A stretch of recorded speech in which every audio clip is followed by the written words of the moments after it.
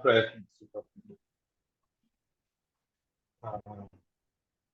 ஐயோ ஜெசிந்தா வந்திருக்காங்க, ஜாயின் பண்ணிருக்காங்க மதுரையில இருந்து ஜெசிந்தா. சோ ஹாப்பிமா, நீங்க வரணும்னு சொல்றத எதிர்பார்க்கணும். ஜெசி, நீங்க பிரேயர் பண்ணி தேங்க் யூ அங்கிள்.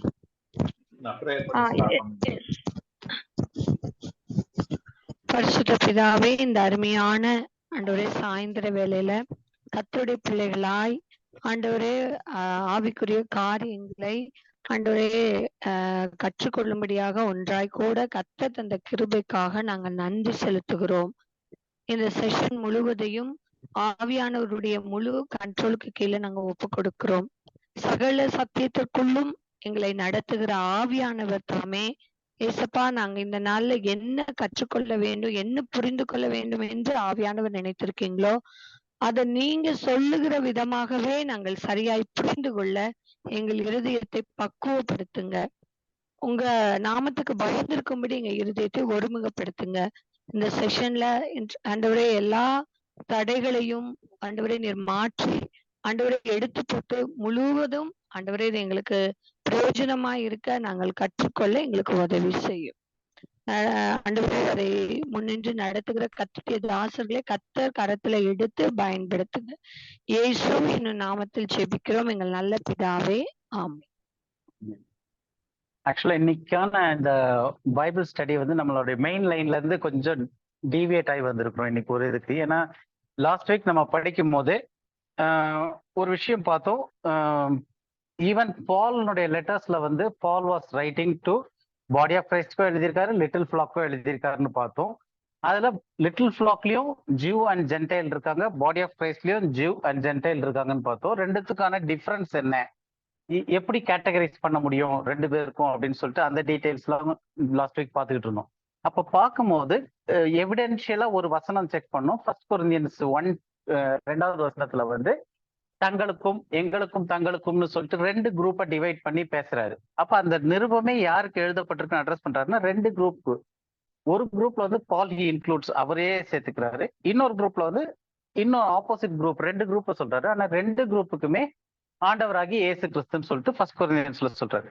அப்படி சொல்லும் போது சிஸ்டருக்கு நேச்சுரலா சிஸ்டருக்கு அந்த கொஸ்டின் வந்து, அப்ப இன்னைக்கு லார்ட் சப்பர் இருக்கா, நமக்கு அது உண்டா இல்லையா, பால் வந்து அது யாருக்கு எழுதியிருக்காரு அப்படின்ற ஒரு கொஸ்டின் இருந்துச்சு. ஸோ நம்ம வந்து இதை வந்து அப்படியே சரி வெயிட் பண்ணிட்டு பார்க்கலாம் அப்படின்னு சொல்லாம சரி, ஏன்னா அவங்களுக்கு அந்த ஒரு டவுட் வரும்போது அதை கிளியர் பண்ணிட்டோம்னா அடுத்த ஈஸியா இருக்கும் திரும்ப அப்படியே மேல போறதுக்கு. ஸோ நம்ம அந்த ரைட் டிவிஷன் டூல்ஸ்ல இருந்து டிவியேட் ஆகி லார்ட் சப்பரை பத்தி ஒரு சின்ன விஷயம் தெரிஞ்சுக்கலான்ட்டு இன்னைக்கு மேக்சிமம் இன்னைக்கு முடிக்கிறதுக்கு ட்ரை பண்ணலாம். மேக்சிமம் ட்ரை பண்ணுவோம். ஏன்னா இந்த மற்ற டீடைல்ஸ் எல்லாமே வந்து இதுக்கு முன்னாடி சிஸ்டர் வந்து இங்க இதுல வர்றதுக்கு முன்னாடி நம்ம வந்து Christ and the body of Christ ரெண்டுத்துக்கும் உள்ள ரிலேஷன்ஷிப், கனெக்ஷன், ரிகார்டிங் சால்வேஷன் எல்லாமே நம்ம படிச்சோம் ஒரு செட் ஆஃப் வீக்ஸா. அதுல வந்து ஒரு 2-3 வீக்ஸ் வந்து salvation of the body of Christ எப்படி என்ன ஏதுன்னு டீடைல் பார்த்தோம். அதனுடைய பாயிண்ட்ஸ் மட்டும் ரெஃபரன்சஸ்க்கு நம்ம நிறைய வசனங்கள் அதுல பார்த்துருப்போம். அந்த நோட்ஸை வந்து இன்னைக்கு இது முடிஞ்ச உடனே அதையே சேர்த்து நான் அனுப்பி விடுறேன். அது போக இப்போ வந்து ஜஸ்ட் ரெஃபரன்ஸ்க்கு 1 or 2 வேர்சஸ் பார்த்துட்டு அந்த கண்டென்ட் மட்டும் பார்த்துட்டே போயிடலாம் அப்படின்னு சொல்லிட்டு பார்த்துருப்போம். அப்ப இன்னைக்கு போட்டிருக்கிறதுல வந்து இன்னைக்கு இருக்கிற கிருபையின் காலத்துல வாழக்கூடிய கிறிஸ்துவின் சரீரமாக சபைக்கு கர்த்தருடைய போஜனம் இல்ல ரா போஜனம்னு சொல்லக்கூடிய அந்த கம்யூனியன் பொருந்துமா, இருக்கா, பொருந்துமா, அது அப்ளை ஆகுமா, டஸ்? ஏன்னா இன்னைக்கு வந்து பொதுவா எல்லா சர்ச்சுகள்லயும் காமனா செய்யக்கூடிய ரெண்டு விஷயம் யாராவது சொல்ல முடியுமா? ஒரு கிறிஸ்டியன் அப்படின்னு சொல்லிட்டாலே சர்ச்ல வந்து ரெண்டு விஷயம் is a must thing in general. Baptism அப்புறம் communion. Baptism and then communion. இது ரெண்டுமே வந்து இன்னைக்கு வந்து சர்ச்சை பொறுத்த வரைக்கும் இது ரெண்டும் எடுக்காதவங்க கிறிஸ்தவங்களே இல்லை அப்படின்ற மாதிரியான ஒரு தாட் ப்ராசஸ்ல இருக்கு. நம்ம இப்ப இந்த பேப்டிசம் பத்தி நம்ம ஏற்கனவே கொஞ்சம் படிச்சிருக்கோம். அதை பத்தி திரும்ப இந்த ரைட் டிவிஷன் முடியும் போது திரும்ப நம்ம அதை பத்தி டீட்டெயிலா படிக்கலாம். பேப்டிசம் பத்தி பிரேக் ஆஃப் டீடைல்ஸ்லாம். இன்னைக்கு வந்து கம்யூனியன் அந்த டாபிக் வந்தனால இதெல்லாம் வந்து லேட்டர் ஸ்டடீஸ்ல வைக்கலாம்னு யோசிச்சது. இன்னைக்கு அதை கிளியர் பண்ணிட்டு போயிடலாம். ஸோ ஃபர்ஸ்ட் கம்யூனியன் நமக்கு அப்ளை ஆகுமா இந்த டேட்ல, இன்னைக்கு இருக்கிற டிஸ்பென்சேஷன் ஆஃப் கிரேஸ் சொல்லக்கூடிய கிருபையின் காலத்துல கிறிஸ்துவின் சரீரமாகிய சபைக்கு இது அப்ளை ஆகுமா அப்படின்னு பார்க்கணும்னா அது அப்ளை ஆகுதான்னு பார்க்கறதுக்கு முன்னாடி சில பேசிக்கா சில காரியங்கள் நம்ம பார்த்து எவாலுவேட் பண்ண வேண்டியிருக்கு. அப்பதான் இந்த வசனம் நமக்கு இந்த கம்யூனியனுக்கான கோட்பாடுகள் நமக்கு செட் ஆகுமா, இந்த டாக்டரின்ஸ் நமக்கு இருக்கிறதா அப்படின்றத தெரிஞ்சுக்கிறதுக்கு அடிப்படையில சில காரியங்கள் புரிஞ்சுக்க வேண்டியிருக்கு. ஸோ அந்த பேசிக் காரியங்கள் என்னென்ன அப்படின்னு பார்க்கும்போது, ஃபர்ஸ்ட் ஆஃப் ஆல் வந்து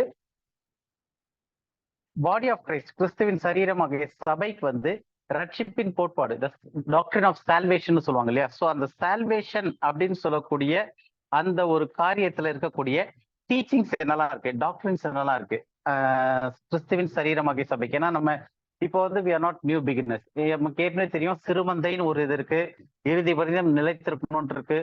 இன்னொரு இதுல வந்து பாடி ஆஃப் கிரைஸ்ட்னு ஒன்று ஆரம்பிச்சிருக்காரு, அது ஒரு மிஸ்ட்ரியா இருந்துச்சு, பவுலுக்கு வெளிப்படுத்தப்பட்டுச்சு அப்படின்னு நிறைய இது வரைக்கும் பார்த்துட்டு வந்திருக்கோம் கொஞ்சம் கொஞ்சமா. ஸோ அந்த இதுல வந்து பாடி ஆஃப் கிரைஸ்ட்னு சொல்லும்போது இந்த கிருபையின் காலம், இந்த ரகசிய காலத்துல, ஏன்னா ப்ராஃபட்டிக் டைம் பீரியட்ல அந்த தானியலுக்கு கொடுத்த 70 வார காலகட்டத்திலே இல்லாம ரகசியமா மறைச்சு வச்சிருந்த ஒரு காலகட்டம் தான் இந்த டிஸ்பென்சேஷன் ஆஃப் கிரேஸ்ன்னு சொல்றோம் நம்ம. அதுல இருக்கக்கூடிய இந்த இல்லாட்டி சிலர்லாம் இந்த இதுக்கு வந்து இன்னொரு பேர் என்ன சொல்றாங்கன்னா டிஸ்பென்சேஷன் ஆஃப் மிஸ்ட்ரி, ரகசியத்தின் காலம் இது. ஏன்னா இது தீர்க்கதரிசிகளுக்கு வெளிப்படுத்தப்படவே இல்லாதனால ரகசியத்தின் காலம்னு சொல்றாங்க. பவுல் வந்து இந்த கிருபை எனக்கு அளிக்கப்பட்டிருக்கு, தேவ கிருபைக்குரிய நியமம்ன்ற வார்த்தை யூஸ் பண்ணப்பட்டிருக்கு பைபிள்ல. ஸோ அப்ப இந்த dispensation of grace of God வந்து நமக்கு இப்ப கொடுக்கப்பட்டிருக்கு அப்படின்னு சொல்லிட்டு பார்த்தோம். ஸோ இதுல ரட்சிக்கப்படுறவங்களுக்கு என்னெல்லாம் காரியங்கள் இருக்குன்னு பார்க்கும்போது ஏற்கனவே நம்ம பார்த்திருக்கோம், அதை நம்ம திரும்ப பார்ப்போம். மெயினா வந்து இதுல ஒரு 4-5 விஷயங்கள் நம்மளுடைய ரட்சிப்புல நடக்கக்கூடிய 4-5 சம்பவங்கள் பார்க்குறோம். அந்த சம்பவங்கள்ல எதுவுமே பிசிக்கல் கிடையாது. ஃபர்ஸ்ட் ஆஃப் ஆல் எல்லாமே வந்து ஸ்பிரிச்சுவல், அதாவது சரீர பிரகாரமா எந்த விஷயமும் கிடையாது. எல்லாமே கிறிஸ்துவின் சரீரமாகிய சபைக்கு ஆவிக்குரிய விஷயத்துலதான் இருக்கு.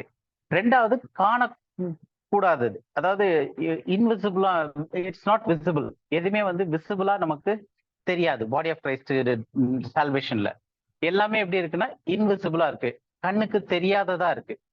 ரெண்டாவது ஒரு மனிதர்களால இது தரப்படுறது கிடையாது. இந்த காஸ்பல் நம்மளுடைய சால்வேஷன்ல நடக்கக்கூடிய எந்த ஒரு விஷயமா இருந்தாலும் ஒரு ஹியூமன் இன்ஃப்ளூயன்ஸ் மூலமா இல்ல ஒரு மனிதர்கள் வந்து தரக்கூடியதா கிடையாது. இது வந்து தேவனுடைய செயலா இருக்கு. இட்ஸ் ஆக்ட் ஆஃப் காட், தேவனுடைய செயலா இருக்கு. அதே மாதிரி இதுல ரட்சிப்புல நடக்கும் போது என்னெல்லாம் சம்பவங்கள் இப்ப படிக்க போறோமோ அது நடக்கும் போது இது வந்து தனியா எப்பயோ நம்ம ஒரு நாள் ரட்சிக்கப்பட்டுட்டோம், அதுக்கப்புறம் என்னைக்கோ ஒரு நாள் இன்னொன்னு நடக்குது, என்னைக்கோ ஒரு நாள் இன்னொன்னு நடக்குது அப்படின்னு சொல்லிட்டு இது வந்து தனித்தனி டைம் பீரியட்ல ரட்சிப்பு ஒரு டைம்ல நடக்குது. அதுக்கப்புறம் உதாரணத்துக்கு இன்னைக்கு பொதுவா சில சர்ச்சுகளை சொல்லுவாங்க, நான் முன்னாடி விசுவாசிக்கிறேன், நான் ரட்சிக்கப்பட்டேன், ஆனா இன்னும் ஞானஸ்நானம் எடுக்கலன்னுவாங்க. ஸோ அப்ப ஞானஸ்நானன்றது வந்து தனியா ஒரு விஷயமா அவங்க சொல்றாங்க. ரட்சிப்புக்கும் ஞானஸ்நானத்துக்கும் தனித்தனி டைம் பீரியட். இன்னும் சில பெண்டிகாஸ்ட் சர்ச்சில் எல்லாம் போனோம்னா நான் ரட்சிக்கப்பட்டேன், ஞானஸ்நானம் எடுத்தேன், இன்னும் அபிஷேகம் பெறல அப்படின்வாங்க. ஸோ அப்ப ரட்சிக்கப்படுறது தனியா, ஞானஸ்நானம் எடுக்க தனியா, அப்புறம் கொஞ்ச காலம் கழிச்சு அதுக்கப்புறம் ஹோலி ஸ்பிரிட் அனாயிண்டிங்னு சொல்லி இப்படி நிறைய காரியங்கள் இன்னைக்கு சபையில டீச் பண்ணப்படுது.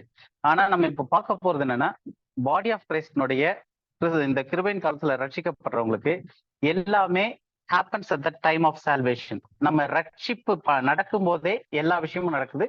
அதுக்கப்புறம் தனியா ஒரு செப்பரேட்டான நிகழ்வா இது நடக்கிறது கிடையாது அப்படின்னு பார்க்க போறோம். ஸோ இந்த விஷயத்துல ஃபர்ஸ்ட் என்ன பார்க்கிறோம் அப்படின்னா மரணத்துல இருந்து உயிர்ப்பித்திருக்கிறார் தேவன். we are quickened from the dead. அப்ப நம்ம மரிச்சிருக்கிறோம், மரணத்துல இருந்து உயிர்ப்பித்திருக்கிறாரு. ஸோ அதுக்கு வந்து எபேசியர் 2:5 யாராவது ஒருத்தர் படிக்கலாம். எபேசியர் 2ஆம் அதிகாரம் 5வது வசனம். இது நிறைய வசனங்கள் இருக்கு. நான் வந்து இன்னைக்கு நம்ம மெயின் ஃபோக்கஸ் வந்து கம்யூனியன் பத்தி. ஸோ கம்யூனியன் போறதுக்கு முன்னாடி நம்மளுடைய ஸ்டேட்டஸ் என்ன, நம்மளுடைய ரட்சிப் என்ன அப்படின்னு தெரிஞ்சுக்கிட்டு இதுக்கு போறதுக்காக நம்ம இந்த இது ஒரு வசனம் ரெஃபரன்ஸ் மட்டும் படிக்கிறோம். நான் உங்களுக்கு நோட்ஸ் தனியா அனுப்பிடுறேன். அந்த ஏற்கனவே நம்ம பண்ண இதுல நிறைய வசனங்கள் ரெஃபரன்ஸ் இருக்கும். எபேசியர் 2:5. அக்கிரமங்களில் மரித்தவர்களாய் இருந்த நம்மை கிறிஸ்துவுடனே கூட உயிர்ப்பித்தார், கிருபையினாலே ரட்சிக்கப்பட்டீர்கள். ஓகே, அக்கிரமங்களில் மரித்தவர்களாய் இருந்த நம்மை கிறிஸ்துவுடனே கூட உயிர்ப்பித்திருக்கிறார், கிருபையினாலே ரட்சிக்கப்பட்டீர்கள். அப்போ இதுல மெயின் எம்பசைஸ் நம்ம அன்னைக்கு படிக்கும் போது கூட பார்த்தோம், நம்ம ஆண்டவரை ஏற்றுக்கொள்றதுக்கு முன்னாடியோ இல்ல நம்ம ரட்சிக்கப்படுறன்ற சொல்ற டேர்முக்கு அந்த டெர்மினாலஜி அதுக்கு வர்றதுக்கு முன்னாடி ஆண்டவரை தெரியாம இருக்கும் போது நம்ம எப்படிப்பட்ட நிலைமையில இருந்தோம், மரித்தவர்களா இருந்தோம். அப்ப மரித்த ஒரு டெட் பாடி என்ன செய்ய முடியும்? மரித்த டெட் பாடி தன்னைத்தானே ஒரு சுண்டுவரல் கூட அசைக்க முடியாது. அப்ப யாரோ ஒருத்தர் தான் வந்து ஒரு டெட் பாடியை வந்து திருப்பணும், வைக்கணும், கையை மூவ் பண்ணணும். ஒரு டெட் பாடிக்கு வந்து dead body cannot do its by its own. அப்ப மரித்த ஒருவரால எதையுமே தன்னால செய்ய முடியாது, இன்க்ளூடிங் விசுவாசிக்கிறது. அப்ப விசுவாசிக்கணும்னாலும் அவருக்கு வந்து ஒரு எக்ஸ்டர்னல் ஃபோர்ஸ் வந்து அவரை உயிர்ப்பிக்கணும். அப்பதான் வந்து அவங்க விசுவாசிக்கவே முடியும். அப்போ மரித்தவர்களா இருந்த நம்மை கிறிஸ்து அவரோடு கூட உயிர்ப்பித்திருக்கிறார். அப்ப நம்மளுடைய சால்வேஷன்ல வந்து ஃபர்ஸ்ட் திங் என்ன ஆகுதுன்னா, நம்ம மரணத்துல இருந்து உயிரோட வரும். இதுதான் வந்து ரட்சிப்பு. ஏன்னா அந்த வசனத்துல வந்து அப்படியே என்ன சொல்றது, கிருபையினாலே ரட்சிக்கப்பட்டீர்கள். எப்படி ரட்சிக்கப்பட்டிருக்கோம்? அக்கிரமங்களில் மரித்தவர்களா இருந்த நம்மை கிறிஸ்துவுடனே உயிர்ப்பித்திருக்கிறார். அது என்னது, இங்கிலீஷ் பைபிள் வந்து பிராக்கெட்லயே கொடுத்துருக்கோம், by grace you are saved. கிருபையினாலே ரட்சிக்கப்பட்டீர்கள். அப்ப ரட்சிக்கப்படுறதுனால என்னதுன்னா, மரித்திருக்கிற ஒருத்தரை உயிரடைய செய்யறது. அது அவங்களா செய்ய முடியுமானா செய்ய முடியாது. ஏன்னா டெட் பாடி அதுவா உயிர்ப்பிச்சுக்க வச்சுக்கவே முடியாது. அப்ப தேவன் உயிர்ப்பிக்கிறாரு. அதுதான் வந்து மரித்தவர்களா இருந்தா நம்மள உயிர்ப்பிக்கிறது. இப்ப இந்த டாபிக் வரும்போதே இதனுடைய இன்னொரு இது நம்ம படிப்போம், ரைட் டிவிஷன் டூல்ஸ் வரும்போது.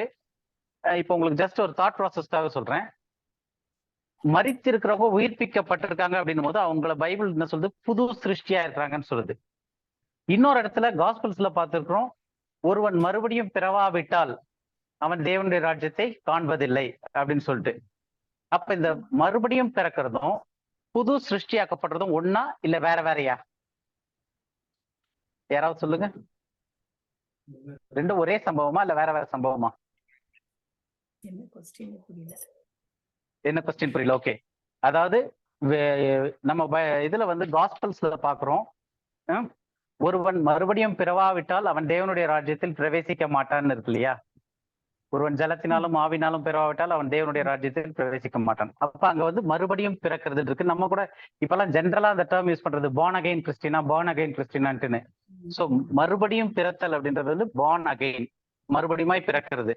அதுவும் இன்னொரு இடத்துல பைபிள் சொல்லுது, நம்ம புதிய சிருஷ்டியா இருக்கிறோம், புது சிருஷ்டியா இருக்கிறோம் அப்படின்னு சொல்லுது. ஏன்னா நம்ம மரித்திருக்கிறோம், மரித்ததுல இருந்து நம்மள உயிர்ப்பித்திருக்கிறார். அப்ப நம்ம புது சிருஷ்டியா இருக்கிறோம் இப்ப அப்படின்னு சொல்லுது. என்னுடைய கேள்வி என்னன்னா, மறுபடியும் பிறந்தவர்களும் புது சிருஷ்டியா இருக்கிறதும் ஒரே விஷயமா வேற வேற விஷயமான்னு கேக்குறேன். வேற வேற விஷயம். ஓகே, ஒருத்தர் ஒரே விஷயம், இன்னொருத்தர் வேற வேற விஷயம். நம்ம அதான் இப்ப இதுக்கு பதில் இப்போ இது பண்ண போறதுல, இது வந்து ஒரு தாட் ப்ராசஸ். நீங்க பைபிள் படிக்கும் போது அடுத்தடுத்து அப்படியே படிக்கும் போது இதை வந்து நீங்க டிஃபரன்ஷியேட் பண்ணி படிச்சு பார்க்கலாம். நம்ம இதை முடிக்கும் போதே இந்த ரைட் டிவிஷன் டூல்ஸ்லயே அது வருவோம். இந்த உயிர்ப்பித்தல்ன்றதுனால எனக்கு அந்த தாட் சொன்னனால டிஃபரன்ஷியேட் சொன்னேன். அதாவது born again அப்படின்னு சொல்லி மீண்டுமாய் பிறக்கிறது இருக்குல்ல, மறுபடியும் பிறத்தல், அது வேற. புது சிருஷ்டியா இருக்கிறதுன்றது வேற. அப்ப இது எப்ப நம்ம படிக்க போறோம்னா, பேப்டிசம் பத்தி படிக்கும் போது, ஏன்னா அதுல முக்கியமான இது வந்து ஒருவன் ஜலத்தினாலும் ஆவியினாலும் பிறவாவிட்டால் தேவனுடைய ராஜ்யத்தில் பிரவேசிக்க மாட்டான் இருக்கு. அப்ப அது என்ன அப்படின்றத டீட்டெயிலா நம்ம படிப்போம். இப்போ வந்து ரெண்டுத்துக்குமே வித்தியாசம் இருக்கு. இப்போ டைரக்டா நம்ம சின்ன குரூப், ஸ்மால் குரூப் நமக்கு புரியும், ஓரளவு தெரியும். ஸோ அப்ப நான் டைரக்டா சொல்லணும் அப்படின்னா, நான் வந்து born again அப்படின்னு கேட்டேன்னா கிடையாது. நான் வந்து மறுபடியும் பிறந்தவன் கிடையாது. ஆனா நான் வந்து ஒரு புது சிருஷ்டி. மரித்திருந்தேன், தேவன் என்னை உயிர்ப்பித்திருக்கார், நான் ஒரு புது சிருஷ்டியா இருக்கேன். ஸோ இதுதான் வந்து அந்த டிஃபரன்ஸ் இருக்கிறது. இதை பத்தின டிஃபரன்ஸ் நம்ம பின்னாடி ஒரு 4-5 வீக் கழிச்சு நம்ம இதை படிப்போம் அந்த டைம்ல. ஓகே, ஸோ ஃபர்ஸ்ட் வந்து நம்மளுடைய ரட்சிப்ல நடக்கும்போது, பாடி ஆஃப் கிரைஸ்ட் கிருபையின் காலத்துல ரட்சிக்கப்படும் போது என்ன நடக்குதுன்னா, மரித்திருந்த ஒரு மனிதனை தேவன் உயிர்ப்பிக்கிறார். அது வந்து மனிதனால கூடாத ஒரு காரியம், அது தேவனால் செய்யக்கூடிய ஒரு செயல்.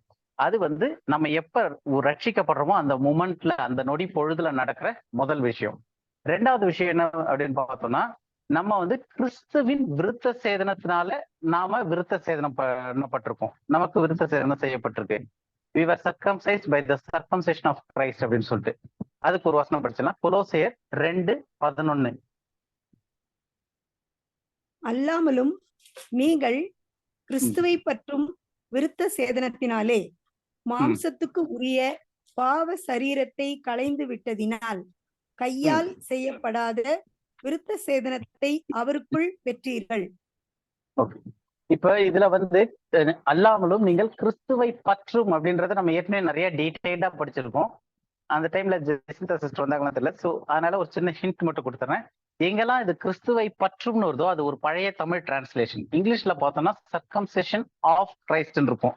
அப்ப இன்னைக்கு டேட்ல டிரான்ஸ்லேட் பண்ணோம்னா கிறிஸ்துவினுடைய, இப்ப சர்க்கம்செஷன் ஆஃப் கிரைஸ்ட்னும் போது அது கிறிஸ்துவினுடைய விருத்த சேதனத்தினாலே. ஆனா தமிழ் பைபிள் வந்து கிறிஸ்துவை பற்றும் அப்படின்னும் போது அது கொஞ்சம் அர்த்தம் புரியாத மாதிரி வந்துடும். அதனால எங்கெல்லாம் அந்த பற்றும் அப்படின்ற வார்த்தை வருதோ அங்கெல்லாம் உடைய அப்படின்ற மாதிரி நம்ம பொருள் புரிஞ்சுக்கலாம். சோ அல்லாமலும் நீங்கள் கிறிஸ்துவினுடைய விருத்த சேதனத்தினாலே மாம்சத்திற்குரிய பாவ சரீரத்தை களைந்து விட்டதினாலே. இது நல்ல ரொம்ப டீட்டெயிலா படிச்சிருப்போம். அந்த பாவ சரீரம்ன்றது என்னது, சர்க்கம்செஷன் என்னதுன்னு. சோ களைந்து விட்டதினாலே கையினால் செய்யப்படாத விருத்த சேதனத்தை அவருக்குள் பெற்றிருக்கிறீர்கள். அப்போ இந்த ஒரு விஷயம், இப்ப நான் ரட்சிக்கப்பட்டிருக்கேன், எனக்கு என்னைக்கு விருத்த சேதனம் நடந்துச்சு அப்படின் போது, நான் ரட்சிக்கப்பட்ட பிறகு ஏதோ ஒரு தனி அனுபவமா எனக்கு தனியா ஒரு நாள் இயேசு கிறிஸ்து வந்து அவருடைய விருத்த சேதனத்தை என் மீது அப்ளை பண்ண வச்சு அந்த மாதிரி நடக்கல. அப்ப எப்ப நடக்குதுன்னா, ஒரே டைம்ல நான் எப்ப ரட்சிக்கப்பட்டு நான் விசுவாசிக்கிறேனோ அந்த நொடி பொழுதுல ஃபர்ஸ்ட் ப்ராசஸ், என்னுடைய சால்வேஷன்ல ஃபர்ஸ்ட் ப்ராசஸ் என்ன இருக்கு, நான் மரித்திருந்த என்னை அவர் உயிர்ப்பித்தார் தேவன்.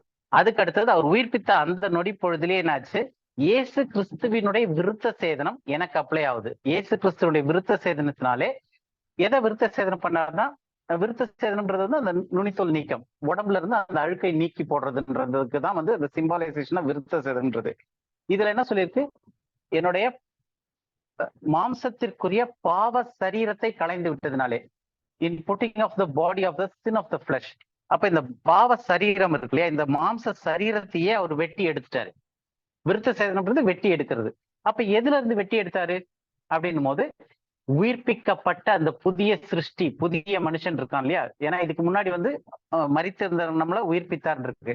அந்த உயிர்ப்பிக்கப்பட்ட அந்த புதிய சிருஷ்டி ஆகிய அந்த இன்னர் மேன், புதிதாய் பிறந்த அந்த தரித்து கொண்ட கிறிஸ்துவை தரித்து கொண்ட அந்த இன்னர் மேன்ல இருந்து என்னுடைய பிசிக்க, அதாவது இந்த பாவ சரீரத்திற்கான இந்த மாம்சத்தை கையினால் செய்யப்படாத விருத்த சேதனத்தினாலே களைந்து பிரித்து விட்டார். அது எப்படி அப்ளை ஆச்சுன்னா, கிறிஸ்துவினுடைய விருத்த சேதனத்தினால எனக்கு அது அப்ளை ஆயிருக்கு. அது எப்ப அப்ளை ஆயிடுச்சு, அந்த மொமெண்ட்ல நான் எப்ப ரட்சிக்கப்பட்டனோ அதே நொடி பொழுதுல எனக்கு அது அப்ளை ஆயிருக்கு. அப்ப இது எப்படி கன்ஃபார்ம் ஆகுதுன்னா, இன்னைக்கு யாருமே விருத்த சேதனம் செய்யறதே கிடையாது. ஏன்னா அது பழைய ஏற்பாட்டுக்குன்றோம். ஆனா நமக்கு எப்படி அது அப்ளை ஆச்சு அப்படின்னும் போது, இந்த விஷயத்துல கையினால செய்யப்படாத விருத்த சேதனத்தினால என்னுடைய பாவ சரி, அதனால்தான் வந்து பிசிக்கலா நான் செய்யற சில பாவங்கள் கூட நான் வந்து அது என்னுடைய ஆவிக்குரிய இன்னர் மேன், புதிதாய் பிறந்த மனுஷனை பாதிக்கிறது இல்லை. நான் அதை வந்து கொஞ்சம் கொஞ்சமா கலைந்துகிட்டு இருக்கேன். அது that is the renewing of the mind. மனம் புதிதர் ஆக்குறதுனாலே நான் மறுரூபம் ஆகிட்டே வரேன். ஆனா அந்த பாவம் என்னுடைய இன்னர் மேனை பாதிக்கிறது இல்லை. அதனாலதான், ஏன்னா அந்த சர்க்கம்சேஷன் விருத்த சேதனம் நடத்தப்பட்டிருக்காங்க அப்படின்னு சொல்லிட்டு பாக்குறோம். மூணாவது விஷயம் என்ன பாக்குறோம் அப்படின்னா, ஞான ஸ்நானத்தினாலே அடக்கம் பண்ணப்பட்டு மரித்தோர் இருந்து எழுப்பப்பட்டும் இருக்கிறோம். அப்ப buried and raised from the dead in baptism. ஞான ஸ்நானத்துல என்ன நடக்குது, நம்ம மரிக்கிறோம், கிறிஸ்துவுடனே கூட எழுந்திருக்கிறோம். இப்ப டீட்டெயிலா போன தடவை நம்ம படிச்சப்ப என்ன படிச்சோம் அப்படின்னா, ஞான ஸ்நானம்னு சொல்லும் போது அங்க எங்கேயுமே தண்ணின்ற வார்த்தையே கிடையாது. பைபிள்ல தண்ணி தனியா ஞான ஸ்நானம் இருக்கு, தண்ணி இல்லாத ஞான ஸ்நானங்கள்னு தனியா எடுத்து நம்ம படிச்சிருக்கிறோம். சோ இப்ப இங்க வந்து என்னன்னு பார்த்தோம் அப்படின்னா, கொலோசியர் 2:12 படிங்க. கொலோசியர் 2:12. ஞான ஸ்நானத்திலே அவரோட கூட அடக்கம் பண்ணப்பட்டவர்களாகவும் அதிலே அவரை மரித்தோரிலிருந்து எழுப்பின தேவனுடைய செயலின் மேலுள்ள விசுவாசத்தினாலே அவரோட கூட எழுந்தவர்களாகவும் இருக்கிறீர்கள். ஓகே, இப்ப இதுல என்ன சொல்லியிருக்காருன்னா, ஞான ஸ்நானத்தினாலே அவரோடு கூட அடக்கம் பண்ணப்பட்டவர்களாகவும். அப்போ நம்ம ஜென்ரலா என்ன யோசிக்கிறோம்னா, ரட்சிக்கப்பட்ட ஒரு நாள் உண்டு, அதுக்கப்புறம் நம்ம சர்ச்சுகள்ல போயிட்டு ஞான ஸ்நானம்னு எடுத்த ஒரு நாள் உண்டு. அப்ப அந்த ஞான ஸ்நானம்னு சர்ச்சில் என்னைக்கு போய் தண்ணியில முங்கி எடுத்தோமோ அன்னைக்கு அவரோடு கூட அடக்கம் பண்ணப்பட்டு நம்ம அவரோடு கூட எழுந்தோமா அப்படின்னு கேட்டோம்னா, அது வந்து இன்னைக்கு சபையில நடத்தக்கூடியது வேதத்தின்படி கிடையாது. ஏன் அப்படின்னா, அது வந்து பழைய ஏற்பாட்டு நியமத்துல அந்த ஒரு எப்படி கழுவுதல் சொல்லிட்டு அந்த ஞான ஸ்நானம்ன்றதை பார்த்தோம். அப்ப இந்த கிருபையின் காலத்துல ஞான ஸ்நானம்னு சொல்லும் போது எப்படி நடந்துச்சு அப்படின்னு பார்த்தோம் அப்படின்னா, through the faith of the operation of God, தேவனுடைய விசுவாச செயலினாலே. தமிழ்ல வந்து அந்த ஒரு மேலுள்ள அப்படின்னு சொல்லிட்டு போட்டிருக்கு. மற்ற இதுல வந்து அந்த மாதிரி கிடையாது. தமிழ் மொழிபெயர்ப்புல தப்பா இருக்கு. எப்படி இருக்குன்னா, தேவனுடைய செயலின் மேல் உள்ள விசுவாசத்தினாலே. அப்ப தேவனுடைய செயல் மேல நம்ம விசுவாசம் வச்சு நம்ம ஞானஸ்நானம் எடுத்தோன்ற மாதிரி ஒரு அர்த்தம் வந்துருது. ஆனா அப்படி கிடையாது. Through the faith of the operation of God அப்படின் போது தமிழ் எப்படி வரும் அப்படின்னா, தேவனுடைய விசுவாசத்தின் செயலினாலே. அப்ப எப்படி தேவனுடைய விசுவாசத்தின் செயலினாலேன்னு சொல்றோம் அப்படின்னா, கிறிஸ்து மரித்தாரு, உயிர்த்தெழுந்தார். அந்த ஒரு கோட்பாடு எப்படி நடந்துச்சு, அந்த ஒரு இன்சிடென்ட் எப்படி நடந்துச்சுன்னா, தேவனுடைய விசுவாச செயலினாலே. அப்போ இயேசு கிறிஸ்து மரித்தாரு, 3 நாள் அடக்கம் பண்ணப்பட்டு மரித்த நிலைமையில இருந்தப்ப அது வரைக்கும் யாரும் உயிர்த்தெழவே இல்லை. அப்ப அந்த மரணம்ன்ற முடிவுல இருந்து ரிசரக்ஷன் அப்படின்ற ஃபர்ஸ்ட் ஃப்ரூட், முதற்கனியா அவர் உயிர்த்தெழுந்தது எதனுடைய செயலின் படினா, தேவனுடைய மகிமையின் செயல். அது அந்த ஒரு செயலின் அடிப்படையில இது நடந்திருக்குன்னு. அப்ப இப்ப இந்த வசனம் என்ன சொல்றா, ஞானஸ்நானத்தினாலே அவரோட கூட அடக்கம் பண்ணப்பட்டவர்களாகவும் அதிலே அவரை மரித்தோரிலிருந்து தேவனுடைய செயலின் தேவனுடைய விசுவாசத்தின் செயல் அவரோட கூட எழுந்தவர்களாகவும் இருக்கிறீர்களா. அப்ப அந்த ஒரு ஆக்ட் வந்து தேவனுடைய விசுவாசனால் நடந்தது. இது இன்னும் தெளிவா புரிஞ்சுக்கணும் அப்படின்னா இன்னொரு ஒரு 2 வசனம் படிக்கலாம். ரோமர்ல 6:3-4 2 வசனங்கள். ரோமர் 6:3-4 2 வசனம். கிறிஸ்து இயேசுவுக்குள்ளாக ஞானஸ்நானம் பெற்ற நாம் அனைவரும் அவருடைய மரணத்துக்குள்ளாக ஞானஸ்நானம் பெற்றதை அறியாமல் இருக்கிறீர்களா? மேலும் பிதாவின் மகிமையினாலே கிறிஸ்து மரித்தோரிலிருந்து எழுப்பப்பட்டது போல நாமும் புதிதான ஜீவனுள்ளவர்களாய் நடந்து கொள்ளும்படிக்கு அவருடைய மரணத்திற்குள்ளாக்கும் ஞான ஸ்நானத்தினாலே கிறிஸ்துவுடனே கூட அடக்கம் பண்ணப்பட்டோம். ஓகே, இப்ப இது வந்து ஞானஸ்நானத்தை குறித்து சொல்லக்கூடிய ஒரு காரியம். இதுல எங்கேயுமே தண்ணின்றது கிடையாது. இன்னைக்கு சர்ச்ல வந்து நம்ம தண்ணிக்குள்ளாக ஞானஸ்நானம் பண்ணப்படுறோம், தண்ணியை விட்டு வெளியே வரும். இது வந்து ஒரு சடங்காச்சாரமா என்னைக்கோ ஒரு நாள் நம்ம ரட்சிக்கப்படுறோம், என்னைக்கோ ஒரு நாள் சர்ச்ல நடக்குது. அது வந்து சர்ச்சினுடைய ரெக்கார்டுக்காக அவங்க வச்சுக்கிறாங்கன்னு சொன்னா பிரச்சனை கிடையாது.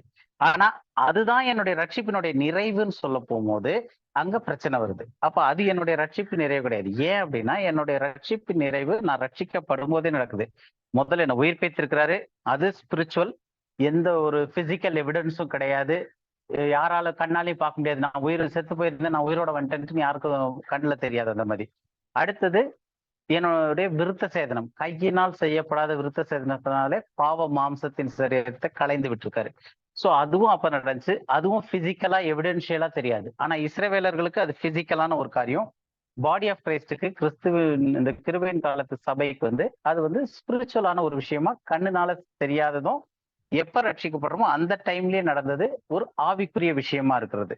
அதே மாதிரி ஞானஸ்நானமும் வந்து எப்படி நடந்திருக்கு அப்படின்னு பார்க்கும்போது, ஃபர்ஸ்ட் வந்து இதுல பார்த்து கிறிஸ்து இயேசுவுக்குள்ளாக ஞானஸ்நானம் பெற்று, அப்ப தண்ணிக்குள்ள முங்கி போறது இல்ல, கிறிஸ்துவுக்குள்ளாக ஞானஸ்நானம் பண்ணப்படுறோம்.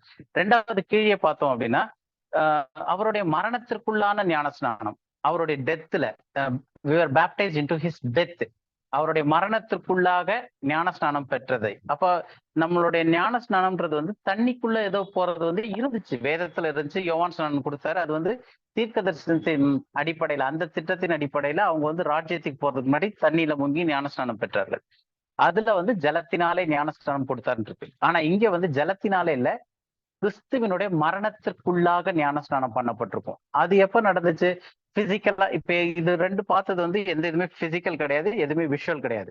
2மே கண்ணால பார்க்க முடியாதது, பிசிக்கலா இல்லாதது, அந்த நொடி பொழுதுல நடக்கிறது. அதே மாதிரி என்னைக்கு நம்ம ரட்சிக்கப்பட்டோமோ அந்த நாள்லயே கிறிஸ்துவுக்குள்ளாக நம்ம ஞானஸ்நானம் பெற்றிருக்கோம். அவருடைய மரணத்திற்குள்ளாக ஞானஸ்நானம் பெற்றிருக்கிறோம். அது தெரியாம இருக்கீங்களான்னு கேட்கிறாரு. மேலும் பிதாவின் மகிமையினாலே கிறிஸ்து மரித்தோரிலிருந்து எழுப்பப்பட்டது போல. அப்போ ஞானஸ்நானத்துல இருந்து முக்கிட்டு ஒரு பாஸ்டர் எழுப்புறது கிடையாது, அந்த தண்ணியில இருந்து வருது. பிதா எப்படி இயேசு கிறிஸ்துவை தன்னுடைய மகிமையினால கொண்டு வந்தாரோ அந்த மாதிரி நாமும் மரணத்துல இருந்து வெளியே வரும்போது ஒரு ஜீவனோட கூட வெளியே வரும். சோ இது வந்து எங்க நடக்குதுன்னா, மரித்திருந்து ஜீவனுக்கு வர்றதுன்றது வந்து எப்ப நம்மள வந்து மரணத்துல இருந்து உயிர்ப்பித்தாரோ, ரட்சிக்கப்பட்டோமோ அந்த நொடி பொழுதுல அவருக்குள்ளாக ஞான ஸ்நானமும் செய்யப்பட்டிருக்கிறோம். இது வந்து ஸ்பிரிச்சுவலான ஞான ஸ்நானம். இதுல எங்கேயுமே தண்ணின்ற ஒரு விஷயமே கிடையாது. நான் அந்த 6வது அதிகாரம் ஃபுல்லா படிச்சு பார்த்தாலும் சரி, இல்ல அந்த கொலோசியர்ல இருக்கிறதா இருந்தாலும் சரி, இதுல எங்கேயுமே வந்து தண்ணி வராது. இந்த பேப்டிசம் வந்து என்டையர்லி டிஃப்ரெண்ட் ஸ்பிரிச்சுவல் பேப்டிசமா இருக்கிறது அவருடைய மரணத்துக்குள்ளவே. இந்த ஞான ஸ்நானம் வந்து எப்ப நம்ம ரட்சிக்கப்படுறோமோ அந்த நொடி பொழுதுலயே நடந்திருக்கிறது. கையினால செய்யப்படாத இதுவுமே ஞான ஸ்நானமா இருக்கு. அடுத்து 4வது விஷயம் என்ன நடந்திருக்கு அப்படின்னா, நம்முடைய எல்லா பாவத்தையும் அவரு மன்னிச்சிருக்கிறாரு. அப்ப என்னுடைய பாவம் மன்னிக்கப்பட்டிருக்கு அப்படின்றத வந்து நான் எவிடென்ஷியலா வந்து பிசிக்கலாவோ இல்ல விஷுவலாவோ பார்க்க முடியாது. என்னுடைய பாவம் இப்ப பழைய ஏற்பாட்டுல வந்து அவங்களுடைய பாவம் மன்னிக்கப்பட்டிருன்றதுக்கு வந்து ஒரு பிசிக்கல் எவிடன்ஸ் இருக்கு. ஏன்னா அவங்க ஒரு பலியை செலுத்துவாங்க. பலி செலுத்தினா உன் பாவம் மன்னிக்கப்பட்டிருக்குன்னு ரிட்டர்ன் ஸ்டேட்மெண்ட் இருக்கு. அதனால அவங்களுக்கு ஒரு பலி செலுத்திட்டாங்க அப்படின்னா பிசிக்கலா தெரியும், ஓகே பலி எரியுது, நம்மளுடைய பாவம் எரிஞ்சு போச்சு, முடிஞ்சு. ஸோ அது வந்து விஷுவலா அவங்க வந்து இது பண்ணக்கூடியது. பிசிக்கலா அவங்க வந்து ஒரு பலியை செலுத்தி பண்றாங்க. ஆனா நமக்கு வந்து அந்த மாதிரி கிடையாது. நம்ம ரட்சிக்கப்பட்ட அந்த நொடி பொழுதுல எல்லா பாவங்களும் நமக்கு மன்னிக்கப்பட்டிருக்கு. அது அப்படியே அடுத்த வசனம் கொலோசியர் 2:13 படிங்க. கொலோசியர் 2:13. உங்கள் பாவங்களினாலேயும் உங்கள் மாம்ச விருத்த சேதனம் இல்லாமையினாலேயும் மரித்தவர்களாய் இருந்த உங்களையும் அவரோட கூட உயிர்ப்பித்து அக்கிரமங்கள் எல்லாவற்றையும் உங்களுக்கு மன்னித்து. போதும். இப்ப இந்த ஒரு வசனத்துல பார்த்தோம் அப்படின்னா, இதுல வரைக்கும் நம்ம படிச்சுட்டு வந்த எல்லாமே வந்து ஒரு சின்ன நட்ஷல் மாதிரி கொடுத்துறாரு. உங்கள் பாவங்களினாலே உங்கள் மாம்ச விருத்த சேதனம் இல்லாமையும், அதான் அங்க பார்த்தோம். மாம்சத்துல அது ஆவிக்குரிய விருத்த சேதனம் நடந்துச்சு. மரித்தவர்களா இருந்த, அப்ப மரித்தவர்களா நம்மள உயிர்ப்பித்தார், அவரோட கூட உயிர்ப்பித்து அக்கிரமங்கள் எல்லாவற்றையும் மன்னித்து அப்படின்னு சொல்லிட்டு இன்னும் கண்டினியூ ஆகி போவோம். சோ அப்ப இதுல வந்து அக்கிரமங்கள் எல்லாவற்றையும் மன்னித்து அப்படின்னும் போது இது எப்ப நடந்திருக்கு அப்படின்னும் போது அந்த அக்கிரமத்தை அவர் மன்னிச்சது வந்து சிலுவையில அதை வெற்றி சிறந்து முடிச்சாரு. ஆனா அந்த டைம்ல எனக்கு வரல, அதன் மூலமாக வந்தது. இங்கிலீஷ்ல சொல்லணும்னா அட் த கிராஸ் கிடையாது, it is by the cross. சிலுவையின் மூலமாக எனக்கு என்னை எப்ப உயிர்ப்பித்தாரோ அந்த நொடி பொழுதுல நான் உயிரடைகிறேன்.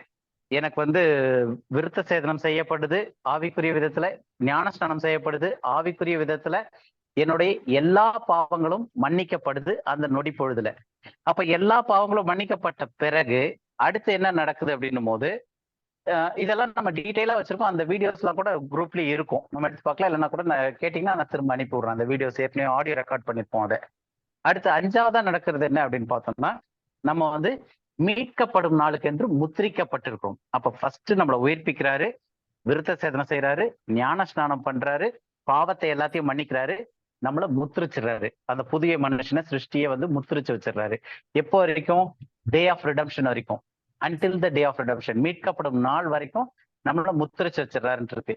2 வசனம் படிச்சிடலாம். எபேசியர் 1:13, 4:30. எபேசியர் 1:13 எடுத்துனீங்க. நீங்கள் படிங்க. நீங்களும் உங்கள் ரட்சிப்பின் சுவிசேஷமாகிய சத்திய வசனத்தை கேட்டு விசுவாசிகளான போது வாக்குதத்தம் பண்ணப்பட்ட பரிசுத்த ஆவியால் அவருக்குள் முத்திரை போடப்பட்டீர்கள். ஓகே, இது இங்கிலீஷ்ல அந்த மற்ற இதுல பார்க்கும்போது பரிசுத்த ஆவியால் ஏதோ ஆவி சீலச்சன ஆவியோடு அவருக்குள் முத்திரை போடப்பட்டிருக்கிறீர்கள் அப்படின்ற மாதிரி வருது. ஆவியால் இல்ல, ஆவியோடுன்ற அர்த்தத்துல வரும். அது தமிழ் மொழிபெயர்ப்புல சின்ன சின்ன இது இருக்கு, சில காரியங்கள். சோ ஆவியோடு அப்படின்றதுதான் கரெக்டா இருக்கும். அப்போ நம்ம வந்து என்ன சொல்லியிருக்கு அப்படின்னா, நீங்கள் உங்கள் ரட்சிப்பின் சுவிசேஷமாக சத்திய வசனத்தை கேட்டு விசுவாசிகளான போது. எப்படி கேட்டு விசுவாசி ஆக முடியும்? இன்னொரு இடத்துல கொரிந்தியர்ல சொல்றாரு வந்து, ஜென்ம சுபாவம் உள்ள மனுஷனுக்கு வந்து இந்த ஆவிக்குரிய காரியங்கள்லாம் பைத்தியமாய் தோணுது அப்படின்னு இருக்கு. ஏன்னா அவன் தேவனுக்கான காரியங்களை, ஸ்பிரிச்சுவல் திங்ஸை வந்து அறிஞ்சிக்க மாட்டான். ஆவிக்குரிய காரியங்களை அவன் அறியான். ஏன்னா அவன் வந்து ஏன் அறிய மாட்டான் அப்படின்னா, அது அவன் தப்பு கிடையாது, அவன் மரித்திருக்கிறான். எல்லாரை போலவும் நம்மளும் முன்னாடி எப்படி மரித்திருந்தோமோ அந்த மாதிரி மரித்திருக்கான். அப்ப அவனுக்கு வந்து அந்த மரணத்துல இருக்கும் போது அவனுக்கு அந்த சத்தியம் உள்ள போகாது. அப்ப அந்த சத்தியம் உள்ள போகணும் அப்படின்னா முதலாவது அவன் என்ன பண்ணப்படணும்? மரணத்துல இருந்து அவனை உயிர்ப்பிக்கணும். அப்ப அந்த பணம் முடிவு பண்ண முடியாது, நான் இன்னைக்கு உயிரடைய வருவேன்ட்டுன்னு. யாரோ யாருக்கு உயிர்ப்பிக்க முடியுமோ, அந்த வல்லமை யாருக்கு இருக்கோ அவர்கள் முடிவு செய்து, அதைதான் நம்ம எபேசியர் 1 அதிகாரத்துல முதல் 5-6 வசனங்கள்ல படிப்போம். எவர்களை முன்குறித்தார்? உலக தோற்றத்திற்கு முன்னாடியே முன்குறிக்கப்பட்டவர்களை தேவன் ஒரு காரியத்துக்காக முன்குறிச்சு வச்சிருக்காரு. அவங்கள அவர் உயிர்ப்பிக்கிறாரு. யாருக்கு உயிர்ப்பிக்கப்படுதோ அவர்களுடைய இருதயத்தை திறக்கிறாரு. அதுதான் லிதியாக்கும் நடக்குது. அப்போஸ்தலர் 17வது அதிகாரத்துல படிச்சு பார்க்கும்போது தேவன் இருதயத்தை திறந்தனாலதான் வசனம் உள்ள போச்சு. அந்த மாதிரி இங்க தேவன் செய்யும் போது ஒவ்வொரு காரியமா செஞ்சுட்டு வரும்போது இங்க ரட்சிப்பின் சுவிசேஷமாக சத்தத்தை கேட்டு விசுவாசிகளான போதுனா இந்த விசுவாசிக்கிறதுக்கு முன்னாடி அவர்கள் உயிர்ப்பிக்கப்பட்டு இதெல்லாம் நடந்து அதுக்கப்புறம் ஒன்ஸ் அந்த இதுல வந்த பிறகு உயிர்ப்பிக்கப்பட்ட பிறகு அவர்களுக்கு விசுவாசிக்கக்கூடிய திராணி, அதாவது ஸ்பிரிச்சுவல் திங்ஸ் மேல டிசர்ன்மெண்ட் வர்றதுக்கு, புரிதல் வர்றதுக்கு அவங்களுக்கு ஏதுவா இருக்கு. அந்த நிலைமையில பரிசுத்த ஆவியினாலே முத்திரை போடுறாரு. சோ இது எல்லாமே எப்ப நடக்குது அப்படின்னு பார்க்கும்போது எப்ப ரட்சிக்கப்படுறோமோ, எப்ப நம்ம ரட்சிக்கப்பட்டுட்டேன் அப்படின்னு சொல்றோமோ அப்போ இது எல்லாமே கண்ணால பார்க்க முடியாததும் பிசிக்கலா இல்லாததும் எந்த ஒரு மனுஷனும் வந்து ஆவிக்குள்ளாக முத்திரிக்க போடவே முடியாது. இது எல்லாமே தேவனுடைய செயல் நடக்கிறது. இது வந்து பழைய டிஸ்பென்சேஷன், அதாவது இதுக்கு முன்னாடி இந்த நியாயப்பிரமாண காலத்திலயோ இல்ல ராஜ்யத்தை பிரசங்கிச்சுக்கிட்டு இருந்த அந்த சுவிசேஷ காலங்கள்லயோ இது அப்ளை ஆகல. இது எப்ப அப்ளை ஆகுது அப்படின்னு பார்த்தோம்னா கிருபையின் காலத்துல பவுலுக்கு வெளிப்படுத்தப்பட்ட ரகசியங்கள். அது நம்ம ரைட் டிவிஷன் டூல்ஸ் படிச்சுட்டு வரும்போது இனிமேலும் வரும்போது அது ஏன்னா இன்னும் நிறைய கண்டென்ட் இருக்கு நம்ம படிக்கிறதுக்கு. அதுல படிக்கும்போது அந்த டிஃபரன்ஸ் தெரியும். ஆனா இப்போதைக்கு புரிஞ்சுக்கிறதுக்கு இது வெறும் பவுலுக்கு வெளிப்படுத்தப்பட்ட காரியங்கள் இது எல்லாமே. அப்ப இது எல்லாமே வந்து பவுலுக்கு தான் வெளிப்படுத்தப்பட்டுச்சு. கிருபையின் காலத்துக்கு பாடி ஆஃப் கிறிஸ்ட்னு சொல்லக்கூடிய இன்னைக்கு கிறிஸ்துவின் சரீரமாகிய சபைக்கு சொல்லப்பட்ட காரியங்கள். இந்த இதெல்லாம் அவங்களுக்கு பிசிக்கலா இருந்துச்சுன்னா அவங்களுக்கு பிசிக்கலா இருந்துச்சு. விருத்த சேதனம் பிசிக்கல், ஞானஸ்நானம் பிசிக்கல், எல்லாமே அவங்களுக்கு பிசிக்கலா இருந்துச்சு. அவங்க ஏற்கனவே பிறந்திருந்தாங்க, மறுபடியும் அவங்கள பிறக்கணும் அப்படின்னு சொல்லிட்டு இயேசு கிறிஸ்து சொன்னாரு. பார்ன் அகைன்றது இஸ்ரவேலுக்கு. அவங்க ஏற்கனவே ஒரு தடவை பிறந்திருந்தாங்க. அதை பத்தியும் நம்ம டீட்டெயிலா படிப்போம் வர நாட்கள்ல. இப்ப கடைசி இன்னொரு வசனம் பார்த்தலாம், எபேசியர் 4:30. அந்த ஆவியில முத்திரைக்கிறது வச்சு நீங்கள் மீட்கப்படும் நாளுக்கென்று முத்திரையாக பெற்ற தேவனுடைய பரிசுத்த ஆவியை துக்கப்படுத்தாதிருங்கள். அப்போ இங்க பரிசுத்த ஆவியை துக்கப்படுத்தாதிருங்கள் போது பரிசுத்த ஆவி விட்டுட்டு போயிடுறது இல்ல, உள்ள இருக்கிறதுனாலதான் துக்கப்படுத்தாதிருங்கள்ன்றாரு. ஏன்னா பரிசுத்த ஆவி வந்து நிச்சயமா நம்ம ஒரு தவறு செய்யும் போது பரிசுத்த ஆவி கை கொட்டி சந்தோஷப்பட போறது இல்லை. அப்போ அது வந்து தவறுன்னும் போது அது தேவன் பரிசுத்த ஆவி வருத்தப்படதான் போகுது. அப்ப அந்த தேவனுடைய ஆவி வருத்தத்திற்குள்ளாக கொண்டு போக கூடாது. ஏன் கொண்டு போக கூடாது? அவரோட வச்சு நம்மள முத்திரைச்சார். இதைதான் 1:13 பார்த்தோம். பரிசுத்த ஆவியோட அவருக்குள் முத்திரை போடப்பட்டிருக்கீங்க. அப்ப நம்ம முத்திரை எப்போ வரைக்கும் பெற்றிருக்கிறோம்? முத்திரையை போட்டிருக்காரு எப்போ வரைக்கும் பெற்றிருக்கிறோம் அப்படின்னா மீட்கப்படும் நாளுக்கென்று. அப்ப அது என்னைக்கா வேணா இருக்கட்டும், நம்ம என்னைக்கு மீட்கப்படுறோமோ அது வரைக்கும் நம்மள பரிசுத்த ஆவி முத்திரைக்கப்பட்டிருக்கும். பரிசுத்த ஆவியோட கூட நம்ம முத்திரை பெற்றிருக்கோம். முத்திரைன்றது வந்து ஒரு சீல்ன்றது அத்தாரிட்டி, அதை உடைக்க முடியாது. அது வந்து தேவன் போட்டிருக்க முத்திரை. புது மனுஷனோட நியூ கிரீச்சர்னு சொல்லக்கூடிய அந்த தேவன் மரித்தவர்களா இருந்த நம்மளை உயிர்ப்பித்தாரு. அந்த உயிரிழந்த மனுஷனை வந்து இவ்வளவும் செஞ்சு அதை ஆவியோடு கூட முத்திரை பண்ணி அந்த முத்திரையை வந்து மீட்கப்படும் நாள் வரைக்கும் முத்திரைச்சு வச்சிருக்காரு. ஸோ இந்த கான்செப்ட் இருக்கு. கடைசியா பாடி ஆஃப் கிரைஸ்டுக்கு நிறைய இருக்கு, இன்னமும் ஹிண்ட்ஸ் மாதிரி பார்த்து வரனால இது பார்க்கிறோம். இந்த இதுல கடைசியான இது என்னன்னா, நம்முடைய ஜீவன் வந்து கிறிஸ்துவோடு கூட தேவனுக்குள் மறைந்திருக்கிறது. ஏதோ இங்க சும்மா எங்கேயோ இருக்கு, இதை போவோம் இல்ல இதை மிஸ் பண்ணிட முடியும் அந்த மாதிரி ஒரு கான்செப்டே கிடையாது. ஏன்னா இது வந்து நம்ம என்னைக்கு நம்ம வந்து மரணத்துல இருந்து உயிரடைய வச்சாரோ அந்த நொடி பொழுதுலயே நடந்தது என்ன விஷயம் அப்படின்னா, நம்மளுடைய ஜீவனை கிறிஸ்துவோடு கூட எடுத்து எங்க மறைச்சு வச்சிருக்காரு? தேவனுக்குள்ள மறைச்சு வச்சிருக்காரு. கொலோசியர் 3வது அதிகாரம் 3-4 2 வசனங்கள் படிச்சிடலாம். கொலோசியர் 3. ஏனென்றால் நீங்கள் மரித்தீர்கள், உங்கள் ஜீவன் கிறிஸ்துவுடனே தேவனுக்குள் மறைந்திருக்கிறது. நம்முடைய ஜீவனாகிய கிறிஸ்து வெளிப்படும் போது நீங்களும் அவரோட கூட மகிமையில் வெளிப்படுவீர்கள். இங்க 2 வார்த்தை கான்ட்ராஸ்டிங் வார்த்தை. ஒண்ணு வந்து 3வது வசனத்துல வந்து மறைந்திருக்கிறதுனா ஹிட், தேவனுக்குள்ள மறைச்சு வச்சிருக்குது. இன்னொன்னு அப்பியர், வெளிப்படையா தெரியக்கூடியது. அது 4வது வசனத்துல அவரோட கூட மகிமையிலே வெளிப்படுவீர்கள். அப்போ எப்ப மறைக்கப்பட்டுச்சுன்னா, மரித்திருந்த நம்மளை எப்ப உயிர்ப்பித்தாரோ அந்த நொடி பொழுதுல நம்மளுடைய ஜீவன் கிறிஸ்துவோடு கூட தேவனுக்குள் மறைக்க வைக்கப்பட்டிருக்கு. சோ அப்ப அதை வந்து வேற எப்படியும் நம்ம அதை இழக்க முடியாது, அதை தொலைக்க முடியாது. நம்மளுடைய ஜீவன் என்னைக்கா இருந்தாலும் முத்திரிக்கப்பட்டு தேவனுக்குள்ள கிறிஸ்துவோடு கூட மறைந்திருக்கிறது. இதெல்லாம் வந்து எதுக்கு சொல்றோம்னா, இதெல்லாம் அடிப்படையா ரட்சிக்கப்படும் போது ஒரு பாடி ஆஃப் கிரைஸ்ட்ல இன்னைக்கு ஒருத்தர் ரட்சிக்கப்பட்டிருக்காருன்னா அவர் என்னைக்கு எப்படி ரட்சிக்கப்பட்டிருக்காரு, அவருக்கு என்னெல்லாம் நிகழ்ந்திருக்கு உள்ள அப்படின்றத ஸ்பிரிச்சுவலா நம்ம பாக்குறோம். அப்ப அவருடைய ஜீவன் எங்க மறைக்க வைக்கப்பட்டிருக்குன்னா கிறிஸ்துவுடனே கூட தேவனுக்குள் மறைக்க வைக்கப்பட்டிருக்கு. அப்ப மறைஞ்சிருக்கிற அந்த ஜீவன் என்னைக்கு நம்ம திரும்ப பார்க்க முடியும், எப்ப வரும் அப்படின்னும் போது, ஏதோ சாத்தா வந்து இது பண்ணும் போதோ, இல்ல நம்ம ஏதாவது பாவம் செஞ்சும் போதோ ஜீவன் தொலைஞ்சு போச்சோ, இல்ல அந்த மாதிரிலாம் பண்ண முடியாது. அப்ப அது எப்ப வரைக்கும் கிறிஸ்துவோடு கூட தேவனுக்குள் மறைந்திருக்குதுன்னு பார்த்தோம்னா, நம்முடைய ஜீவனாகிய கிறிஸ்து வெளிப்படும் போது நீங்களும் அவரோடு கூட மகிமையில் வெளிப்படுவீர்கள். அப்ப அந்த அதுக்கு அடுத்ததான் நம்மளுடைய ஜீவன் எப்ப வெளிப்பட போகுது, மறைச்சிருந்த ஜீவன் எப்ப வெளிப்பட போகுதுன்னா கிறிஸ்து மகிமையில் வெளிப்படும் போது, அப்ப அவரோடு கூட நம்மளுடைய ஜீவனும் மகிமையில வெளிப்படும். சோ இது வந்து இந்த ஒரு 6 காரியங்கள் போட்டிருக்கோம். இந்த 6 காரியங்களுமே வந்து அடிப்படையில ஒரு சால்வேஷன் டாக்டரின், நம்ம ரட்சிக்கப்படும் போது நம்மளுடையக்குள்ள என்ன நடக்குதுன்னு. அப்ப இதுல வந்து எந்த ஒரு விஷயமே பிசிக்கலாவோ இல்ல தனிப்பட்ட விதத்துல அதுக்கப்புறமா நம்ம ரட்சிக்கப்பட்ட பிறகோ ஒரு மனுஷன் கையால பெறதோ எதுவுமே கிடையாது, இல்ல காணக்கூடியதாகவும் கிடையாது. இது எல்லாமே காணவும் முடியாது, சரீர பிரகாரமானதும் இல்ல, எல்லாமே ஆவிக்குரியது, காணவும் முடியாது, கண்ணுக்கு தெரியாது, எந்த மனுஷனும் கொடுக்க முடியாது. இது எல்லாமே ரட்சிக்கப்பட்ட அந்த நொடி பொழுதுல நடக்கக்கூடிய ஒரு விஷயம். சோ இது வரைக்கும் கிளியரா இல்லையா? ஃபர்ஸ்ட் பாயிண்ட் நம்மளுடைய சால்வேஷனுடைய டீச்சிங் என்ன வருதுன்ட்டு. அடுத்த ஸ்டேஜ் போலாமா, இல்ல வேற ஏதாவது கேள்வி இருக்கா இதுல? அடுத்தது போலாமா? போலாம்னு நினைக்கிறேன் தம்பி. Okay sir. ஏன்னா ஜெசிந்தா சிஸ்டர் தான் நம்ம மீதி பேர்லாம் இது வந்து செகண்ட் ரவுண்ட் ஆடியன்ஸா இருப்போம்னு நினைக்கிறேன். ஜெசிந்தா சிஸ்டர் தான் அதை மிஸ் பண்ணிருப்பாங்க அந்த டைம்ல, அவங்க வந்த தெரியல. ஓகே ஜெசிமா, உனக்கு புரியுதாமா இந்த சால்வேஷன் ப்ராசஸ்? எனக்கு செகண்ட் திரும்ப எடுத்தீங்க நீங்க. Okay, very good, very good. Okay so yes okay okay. ரெண்டாவது நம்ம என்ன பார்க்க போறோம்னா, இப்ப இவ்வளவு நேரம் பார்த்தது ரட்சிப்புல நமக்கு என்ன நடந்துச்சு அப்படின்னு சொல்லிட்டு பார்த்தோம். இப்போ வந்து கிறிஸ்துவின் சரீரமாகிய சபையினுடைய ஸ்தானம், அவங்களுடைய ஸ்டேட்டஸ், நிலைமை, அவங்களுடைய நிலை. ரெண்டாவது நித்திய பாதுகாப்பு அப்படின்னு சொல்லி ஒரு விஷயம் இருக்கு, எட்டர்னல் செக்யூரிட்டி. இதை வந்து நிறைய பேர் ஏற்றுக்கொள்வாங்க, நிறைய பேர் மறுப்பாங்க, மாத்தி மாத்தி பேசுறவங்களும் இருப்பாங்க. ஒரு நாள் மெசேஜ்ல வந்து இருக்குன்னு பேசுவாங்க, நம்ம தேவனுக்குள்ள இருக்கோம், தேவன் நம்மளுடைய ரட்சிப்பு இழக்க முடியாதுன்னு. இன்னொரு நாள் வந்து பழைய ஏற்பாட்டுல இருந்து எடுத்து பேசும்போது எப்பனாலும் இழக்க முடியும்னு பேசுவாங்க. ஸோ அது மாத்தி மாத்தி பேசுறது இருக்கு.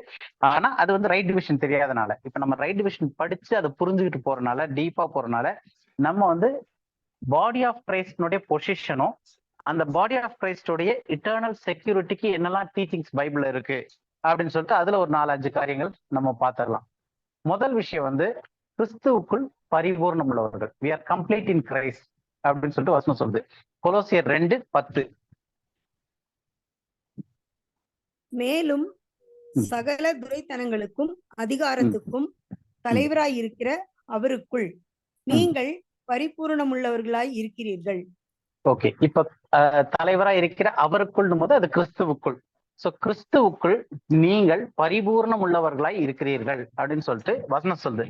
எப்போ இந்த விஷயம் எல்லாம் வர்றதுக்கு முன்னாடி, இதுக்கு முன்னாடி கொலோசியர்லயே தான் நம்ம 11, 12, 13 எல்லாம் படிச்சிருந்தோம். சோ அதுக்கு முன்னாடி பரிபூர்ணமால இருக்கிறீங்கன்னு சொல்லிட்டு, எப்படி பரிபூர்ணம்ன்றது தான் அந்த ரட்சிப்புல என்னெல்லாம் நடக்குதுன்னு சொல்லிட்டு. அப்ப நம்ம ரட்சிக்கப்பட்ட உடனேயே நம்ம என்ன ஆயிடுறோம், கிறிஸ்துவுக்குள் பரிபூர்ணம் உள்ளவர்களாயிடுறோம். அப்ப பரிபூர்ணம்ன்றது வந்து ஒரு ஃபுல்னஸ், அதுக்கு மேல அதை எதையுமே ஆட் பண்ண முடியாது, இல்ல குறைக்கவும் முடியாது, அது வந்து ஃபுல்ஃபில்ட் ஆயிடுது. ஸோ அந்த மாதிரியான ஒரு நிலைமை கிறிஸ்துவுக்குள் நமக்கு இருக்கு. பாடி ஆஃப் கிரைஸ்டுக்கு வந்து கிறிஸ்துவுக்குள் பரிபூர்ணம் உள்ளவர்களா இருக்கிறோம். அடுத்தது வந்து நம்ம எந்த வேலையாவது செஞ்சு நம்ம தேவனால் அங்கீகரிக்கப்பட்டிருக்கோமா அப்படின்னு பார்க்கும்போது, பிரியமானவருக்குள் சுவீகாரப்பட்டிருக்கோம், அதாவது அக்செப்டட் இன் த பிலவட் அப்படின்னு வசனம் சொல்லுது. எபேசியர் 5:6. எபேசியர் 1 அதிகாரம் 5வது வசனம் 6வது வசனம். பிரியமானவருக்குள் தாம் நமக்கு தந்தருளின தம்முடைய கிருபையின் மகிமைக்கு புகழ்ச்சியாக தம்முடைய தயவுள்ள சித்தத்தின்படியே நம்மை இயேசு கிறிஸ்து மூலமாய் தமக்கு சுவீகார புத்திரராகும்படி முன் குறித்திருக்கிறார். ஓகே, இததான் வந்து அந்த ப்ரீடிஸ்டினேஷன், முன்குறித்திருக்காருன்னு சொல்லிட்டு எபேசியர்ல ஸ்டார்டிங்ல வருதுன்னு சொன்னோம் இல்லையா? சோ யாரை முன்குறித்தாரோ அவர்களை எப்படி முன்குறித்திருக்கிறாரு? பிரியமானவருக்குள், பிலவடுக்குள், அதாவது இயேசு கிறிஸ்துக்குள். இயேசு கிறிஸ்து ஆகிய பிரியமானவருக்குள் தேவன் தம்முடைய தயவுள்ள சித்தத்தின்படி. அப்ப என்னுடைய காரியங்கள் என்னுடைய கிரியைகள் பத்தி இல்லை. ஏன்னா இந்த வசனம் நம்ம ஏற்கனவே நிறைய படிச்சிருக்கிறோம். இது எப்ப முன்குறித்தார் அப்படின்னா before the foundation of the earth, உலகம் உண்டாவதற்கு முன்னாடியே நம்மள முன்குறித்திருக்கிறார். இந்த கிருபையின் காலத்துல ரட்சிக்கப்படுறவங்கள முன்குறித்திருக்கார். எதுக்குன்னு போது ஸ்பெஷல் பர்பஸ் இருக்கு, அதெல்லாம் நம்ம படிக்கலாம் பின்னாடி. அப்போ யார முன்குறிச்சாரோ அவர்கள் மரித்தவர், எல்லாரும் பாவம் செய்து மரித்தவர்களாயிடணும். ஏகமாய் ஆதாம் பிள்ளை எல்லாரும் மரித்தவர்களா இருக்கிறோம். அப்ப அந்த மரித்தவர்கள்ல எவர்களை முன்குறித்தாரோ உலக தோற்றத்துக்கு முன்னாடி, அவர்களை, அந்த பிணங்களை, அந்த மரித்த டெட் பாடிஸ அவர் உயிர்ப்பிக்கிறார். உயிர்ப்பித்து பாடி ஆஃப் கிரைஸ்ட்ல சேர்த்து இவ்வளவு காரியத்தையும் தராரு. அப்ப நம்ம ஆண்டவருடைய கிறிஸ்துவின் சரீரமாகிய சபையில நம்ம அங்கத்தினரா ஆயிருக்கிறதுக்கு எப்படி நம்ம ஆயிருக்கிறோம் அப்படின்னு பார்த்தா, பிரியமானவருக்குள் நம்மை சுவிகார புத்திராகும்படி முன்குறித்து அதன் மூலமாக நம்மளை எடுத்திருக்கிறாரு. அப்ப நான் செய்த கிரியினாலோ நீதியின் கிரியினாலோ நம்ம அந்த ஸ்தானத்துக்கு வரல. அப்ப வந்தது எப்படி அப்படின்னா, அவருடைய பிலவட் மூலமா நம்மளை அக்செப்ட் பண்ணது, முன்குறிப்பின் மூலமாக. சோ இதுவும் நம்மளுடைய ஸ்டேட்டஸை காட்டுது. எப்படி நம்ம இந்த கிருபையின் காலத்துல ரட்சிக்கப்பட்டிருக்க ஒவ்வொருவரும் கிறிஸ்துவனுடைய சரீரமாகிய சபையின் அங்கம்னு சொல்லும் போது அது எப்படி சாத்தியமாச்சு அப்படின்னா, பிரியமானவருக்குள் உலக தோற்றத்துக்கு முன்பதாக அவருடைய புத்திர சுவிகாரபடி முன்குறித்திருக்கிறார். அதன் மூலமாக நம்ம அங்கீகரிக்கப்பட்டிருக்கோம், ஏற்றுக்கொள்ளப்பட்டிருக்கோம். அடுத்தது மூணாவது உன்னதங்களிலே ஆவிக்குரிய சகல ஆசீர்வாதத்தினாலும் நம்மளை ஆசீர்வதித்திருக்காருன்னு இருக்கு. எபேசியர்லயே 1வது அதிகாரம் 3வது வசனம். நம்முடைய கர்த்தராகிய இயேசு கிறிஸ்துவின் பிதாவாகிய தேவனுக்கு ஸ்தோத்திரம். அவர் கிறிஸ்துவுக்குள் உன்னதங்களிலே ஆவிக்குரிய சகல ஆசீர்வாதத்தினாலும் நம்மை ஆசீர்வதித்திருக்கிறார். அப்போ எங்க ஆசீர்வதித்திருக்கார் அப்படின்னு பார்த்தோம்னா, உன்னதங்களிலே ஆவிக்குரிய சகல ஆசீர்வாதத்தினாலும். அதாவது ஒரு சில இல்ல, சகலம் போது எவ்ரிதிங் அதுக்குள்ள வந்துருது. வித் ஆல் ஸ்பிரிச்சுவல் பிளஸிங்ஸ் இருக்கும். அப்போ ஆவிக்குரிய சகல ஆசீர்வாதத்தினாலும் நம்மளை ஆசீர்வதிப்பார் இல்ல, ஏற்கனவே ஆசீர்வதித்திருக்கிறார். எப்படி? கிறிஸ்துவுக்குள். அப்போ என்னுடைய பிளஸிங்ஸ் எல்லாமே இந்த உலகத்திற்கான மெட்டீரியலிஸ்டிக் இதா இல்லாம ஆவிக்குரிய ஸ்பிரிச்சுவல் பிளஸிங்ஸா, எங்க ஹெவன்லி பிளேசஸ்ல, உன்னதங்கள்ன்றது பரலோகத்துலதான் உன்னதங்கள்னு போட்டிருக்கு. சோ ஹெவன்லி பிளேசஸ், உன்னதங்கள்ல ஆவிக்குரிய சகல ஆசீர்வாதத்தினாலும் யார நிரப்பியிருக்காரு? ஆசீர்வதித்திருக்காரு. பாடி ஆஃப் கிரைஸ்ட், இந்த கிருபையின் காலத்துல ரட்சிக்கப்படுறவங்கள. சோ இதெல்லாம் நம்மளுடைய ஸ்டேட்டஸும் நம்மளுடைய பொசிஷனும் ரட்சிக்கப்பட்டவங்களுக்கு கிறிஸ்துவுக்குள்ள எப்படி இருக்கு அப்படின்னு. அது மட்டும் இல்ல, ஆசீர்வதித்து மட்டும் இல்ல, நம்மள அங்க உட்காரவும் வச்சிருக்காரு. உன்னதங்களிலே கிறிஸ்துவோடு கூட உட்காரவும் செய்திருக்கிறார். எபேசியர்ல 2வது அதிகாரத்துல 7வது வசனம். இங்கிலீஷ்ல 6 வரும், தமிழ்ல 7வது வசனம். கிறிஸ்து இயேசுவுக்குள் நம்மை அவரோட கூட எழுப்பி உன்னதங்களிலே அவரோட கூட உட்காரவும் செய்தார். அப்ப கிறிஸ்து இயேசுவுக்குள் நம்மை அவரோடு கூட எழுப்பி அப்படின்னும் போது இதான் நம்ம ரட்சிப்புல பார்த்தோம். மரித்தவர்களா இருந்த நம்மை அவரோடு கூட எழுப்பி எல்லாத்தையும் செஞ்சு பண்ணி கடைசி எங்க நம்மள பொசிஷனலி எங்க உட்கார வச்சிருக்காருன்னா, உன்னதங்களிலே அவரோடு கூட உட்காரம் செய்தார். நம்மளுடைய ஜீவன் கிறிஸ்துவோடு கூட தேவனுக்குள் மறைந்திருக்கிறது. 2வது கடைசியா என்னதுன்னா, ஏற்கனவே நம்ம படிச்ச வசனம் தான், மீட்கப்படும் நாள் வரைக்கும் முத்திரையாக பெற்றிருக்கோம். இது எதுக்கு வந்திருக்கு அப்படின்னும் போது, நம்மளுடைய இட்டர்னல் செக்யூரிட்டி. ரட்சிப்புன்றது நம்ம இழக்க முடியாது. அது ஏற்கனவே நிர்ணயிச்சு தீர்மானிக்கப்பட்டது. ஏன்னா நான் ரட்சிக்கப்படுறதுக்கு நான் ஒண்ணும் செய்யல. நான் எப்படி மரித்திருக்கிற நிலைமையில என்னை உயிர்ப்பித்தார்னா, அது தேவனுடைய முன்குறிப்புல உலக தோற்றத்துக்கு முன்பதாக. ஏன்னா ஃபார் அ பர்பஸ், அவருடைய பிளஷருக்காக பண்ணியிருக்காரு. அந்த ஒரு காரியத்துல எடுத்து என்னுடைய ரட்சிப்புல அதுக்கப்புறம் என்னுடைய ரட்சிப்புல என்னெல்லாம் நடந்துச்சோ எல்லாமே ஆவிக்குரிய விதியாகவும் கண்ணால தெரியாத காரியங்களாகவும் வச்சு, அதுக்கப்புறம் என்ன மீட்கப்படும் நாள் வரைக்கும் இதே படிச்சோம் நம்ம. எபேசியர் 4:30, அதனால திரும்ப படிக்க வேண்டியதில்லை. அந்த முத்திரையாக பரிசுத்த ஆவியை வச்சு நம்மளை முத்திரைச்சிருக்கிறாரு மீட்கப்படும் நாள் வரைக்கும். அப்போ நம்மளுடைய பொசிஷனலி நம்ம என்னவா இருக்கிறோம் அப்படின்னு பார்க்கும்போது, நம்மளுடைய இட்டர்னல் செக்யூரிட்டி அண்ட் பொசிஷன் பார்க்கும்போது, முதலாவது விஷயம், we are complete in Christ Bible சொல்லுது. கிறிஸ்துவின் பரிபூர்ணம் உள்ளவர்கள். அப்ப பரிபூர்ணம் உள்ளவர்கள் போது நம்மளுடைய இது எதுக்காக இந்த எம்பசைஸ் சொல்றோம்னா, நம்ம கிட்ட குறைபாடு கிடையாது. ஏன்னா மனுஷரீகமா இந்த பூமியில பார்க்கும்போது எந்த மனுஷனும் நான் 100% பெர்ஃபெக்ஷன் கிடையாது. எல்லாருமே பாவம் செய்யறோம், உழறோம், எந்திரிக்கிறோம், அதெல்லாம் ப்ராசஸ் போயிட்டு இருக்கு. பட் தேவனுடைய பார்வையில என்னைக்கு நான் ரட்சிக்கப்பட்டனோ அந்த புதிய மனுஷன் அவன் கிறிஸ்துவுக்குள் பரிபூர்ணம் உள்ளவர்கள். we are complete in Christ அப்படின்னு தான் சொல்லுது வசனம். அப்ப நம்ம கிறிஸ்துவுக்குள் பரிபூர்ணமாக இருக்கும், குறைபாடு நம்ம கிட்ட கிடையாது கிறிஸ்துவுக்குள். ரெண்டாவது, நம்ம செய்த நீதியின் கிரியையினாலேயோ இல்ல எந்த காரியத்தினாலேயோ நான் தேவனால் அங்கீகரிக்கப்படல. அவருடைய தீர்மானத்தின்படி உலக தோற்றத்துக்கு முன்பதாக பிரியமானவருக்குள் இயேசு கிறிஸ்துவுக்குள்ளாக நான் முன்குறிக்கப்பட்டு தேவன் என்னை ஏற்றுக்கொண்டிருக்கிறாரு. ஃபர்ஸ்ட். ரெண்டாவது விஷயம். மூணாவது ஆவிக்குரிய சகல ஆசீர்வாதத்தினாலும் உன்னதங்கள்ல என்ன ஆசீர்வதித்து அந்த இடத்துல என்ன உட்காரவும் செய்திருக்கிறாரு. இந்த பூமிக்கான விஷயத்திலே கிடையாது, எல்லாமே ஹெவன்லி பிளேசஸ்ல என்ன உட்கார வச்சிருக்காரு. இதெல்லாம் செஞ்சு என்னுடைய செக்யூரிட்டிக்காக வேண்டி இந்த பூமியில இருக்கும்போது நான் பாவமும் செஞ்சு ஏதாவது நான் கூட முத்திரிச்சிருக்காரு. எதை என்னுடைய இன்னும் உள்ள மனுஷன், புதிதாக பிறந்த மனுஷனை யார் உயிர்ப்பிக்கப்பட்டிருந்தோ, அந்த உயிரடைந்த மனுஷன் யாருக்கு விருத்த சேதனம் செய்யப்பட்டிருந்தோ, எந்த மனுஷன் ஞானஸ்நானம் செய்யப்பட்டிருந்தோ அந்த உள்ளான மனுஷனை மீட்கப்படும் நாள் வரைக்கும் முத்திரிச்சு இந்த பொசிஷன்ல வச்சிருக்காரு. சோ இது வரைக்கும் கிளியரா இருக்கு இல்லையா? பாடி ஆஃப் கிரைஸ்டனுடைய சால்வேஷன் டாக்டரின் பார்த்தோம். ரெண்டாவது, பாடி ஆஃப் கிரைஸ்ட் இந்த கிருபையின் காலத்துல அவங்களுடைய பொசிஷனும் அவங்களுடைய ரட்சிப்பினுடைய செக்யூரிட்டி எந்த அளவுக்கு நம்மளை ஆண்டவர் செக்யூர் பண்ணி வச்சிருக்கிறாரு. ஏன்னா நம்மளுடைய ஜீவனை இழக்கிறது இல்ல ஜீவனோட இருக்கிறது, அதுதான் கணக்கே. சோ அப்ப நம்மளுடைய ஜீவன் மரணத்துல இருந்த ஜீவனை தேவன் உயிர்ப்பித்து அதை கிறிஸ்துவோடு கூட தேவனுக்குள் மறைச்சிட்டாரு. அது மறுபடியும் எப்ப வெளியாக போகுது? அவரோடு கூட மகிமையில, அவர் மகிமையில வெளிப்படும் போது நாமும் அவரோடு கூட மகிமையில் வெளிப்படுவோம். சோ இது பாடி ஆஃப் கிரைஸ்டுக்கு இருக்கக்கூடிய பொதுவான அடிப்படை தெரிஞ்சுக்க கொள்ளக்கூடிய விஷயங்கள். இப்ப இது எதுக்காக இவ்வளவு பார்த்தோம் அப்படின்னா, ஒரு டிராவல் பண்றோம்னு வச்சுங்க. ஒரு டிராவல் பண்ணும்போது நமக்கு ஓரளவுக்கு டைரக்ஷன் தெரிஞ்சுக்கலாம் போன வழிகள்ல. புதுசா ஏதோ திடீர்னு கல்கத்தா வரைக்கும் போறேன்.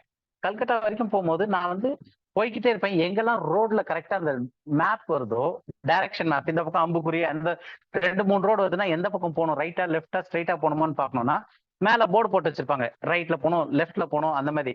ஸோ அது கீ மார்க்கர்ஸ்.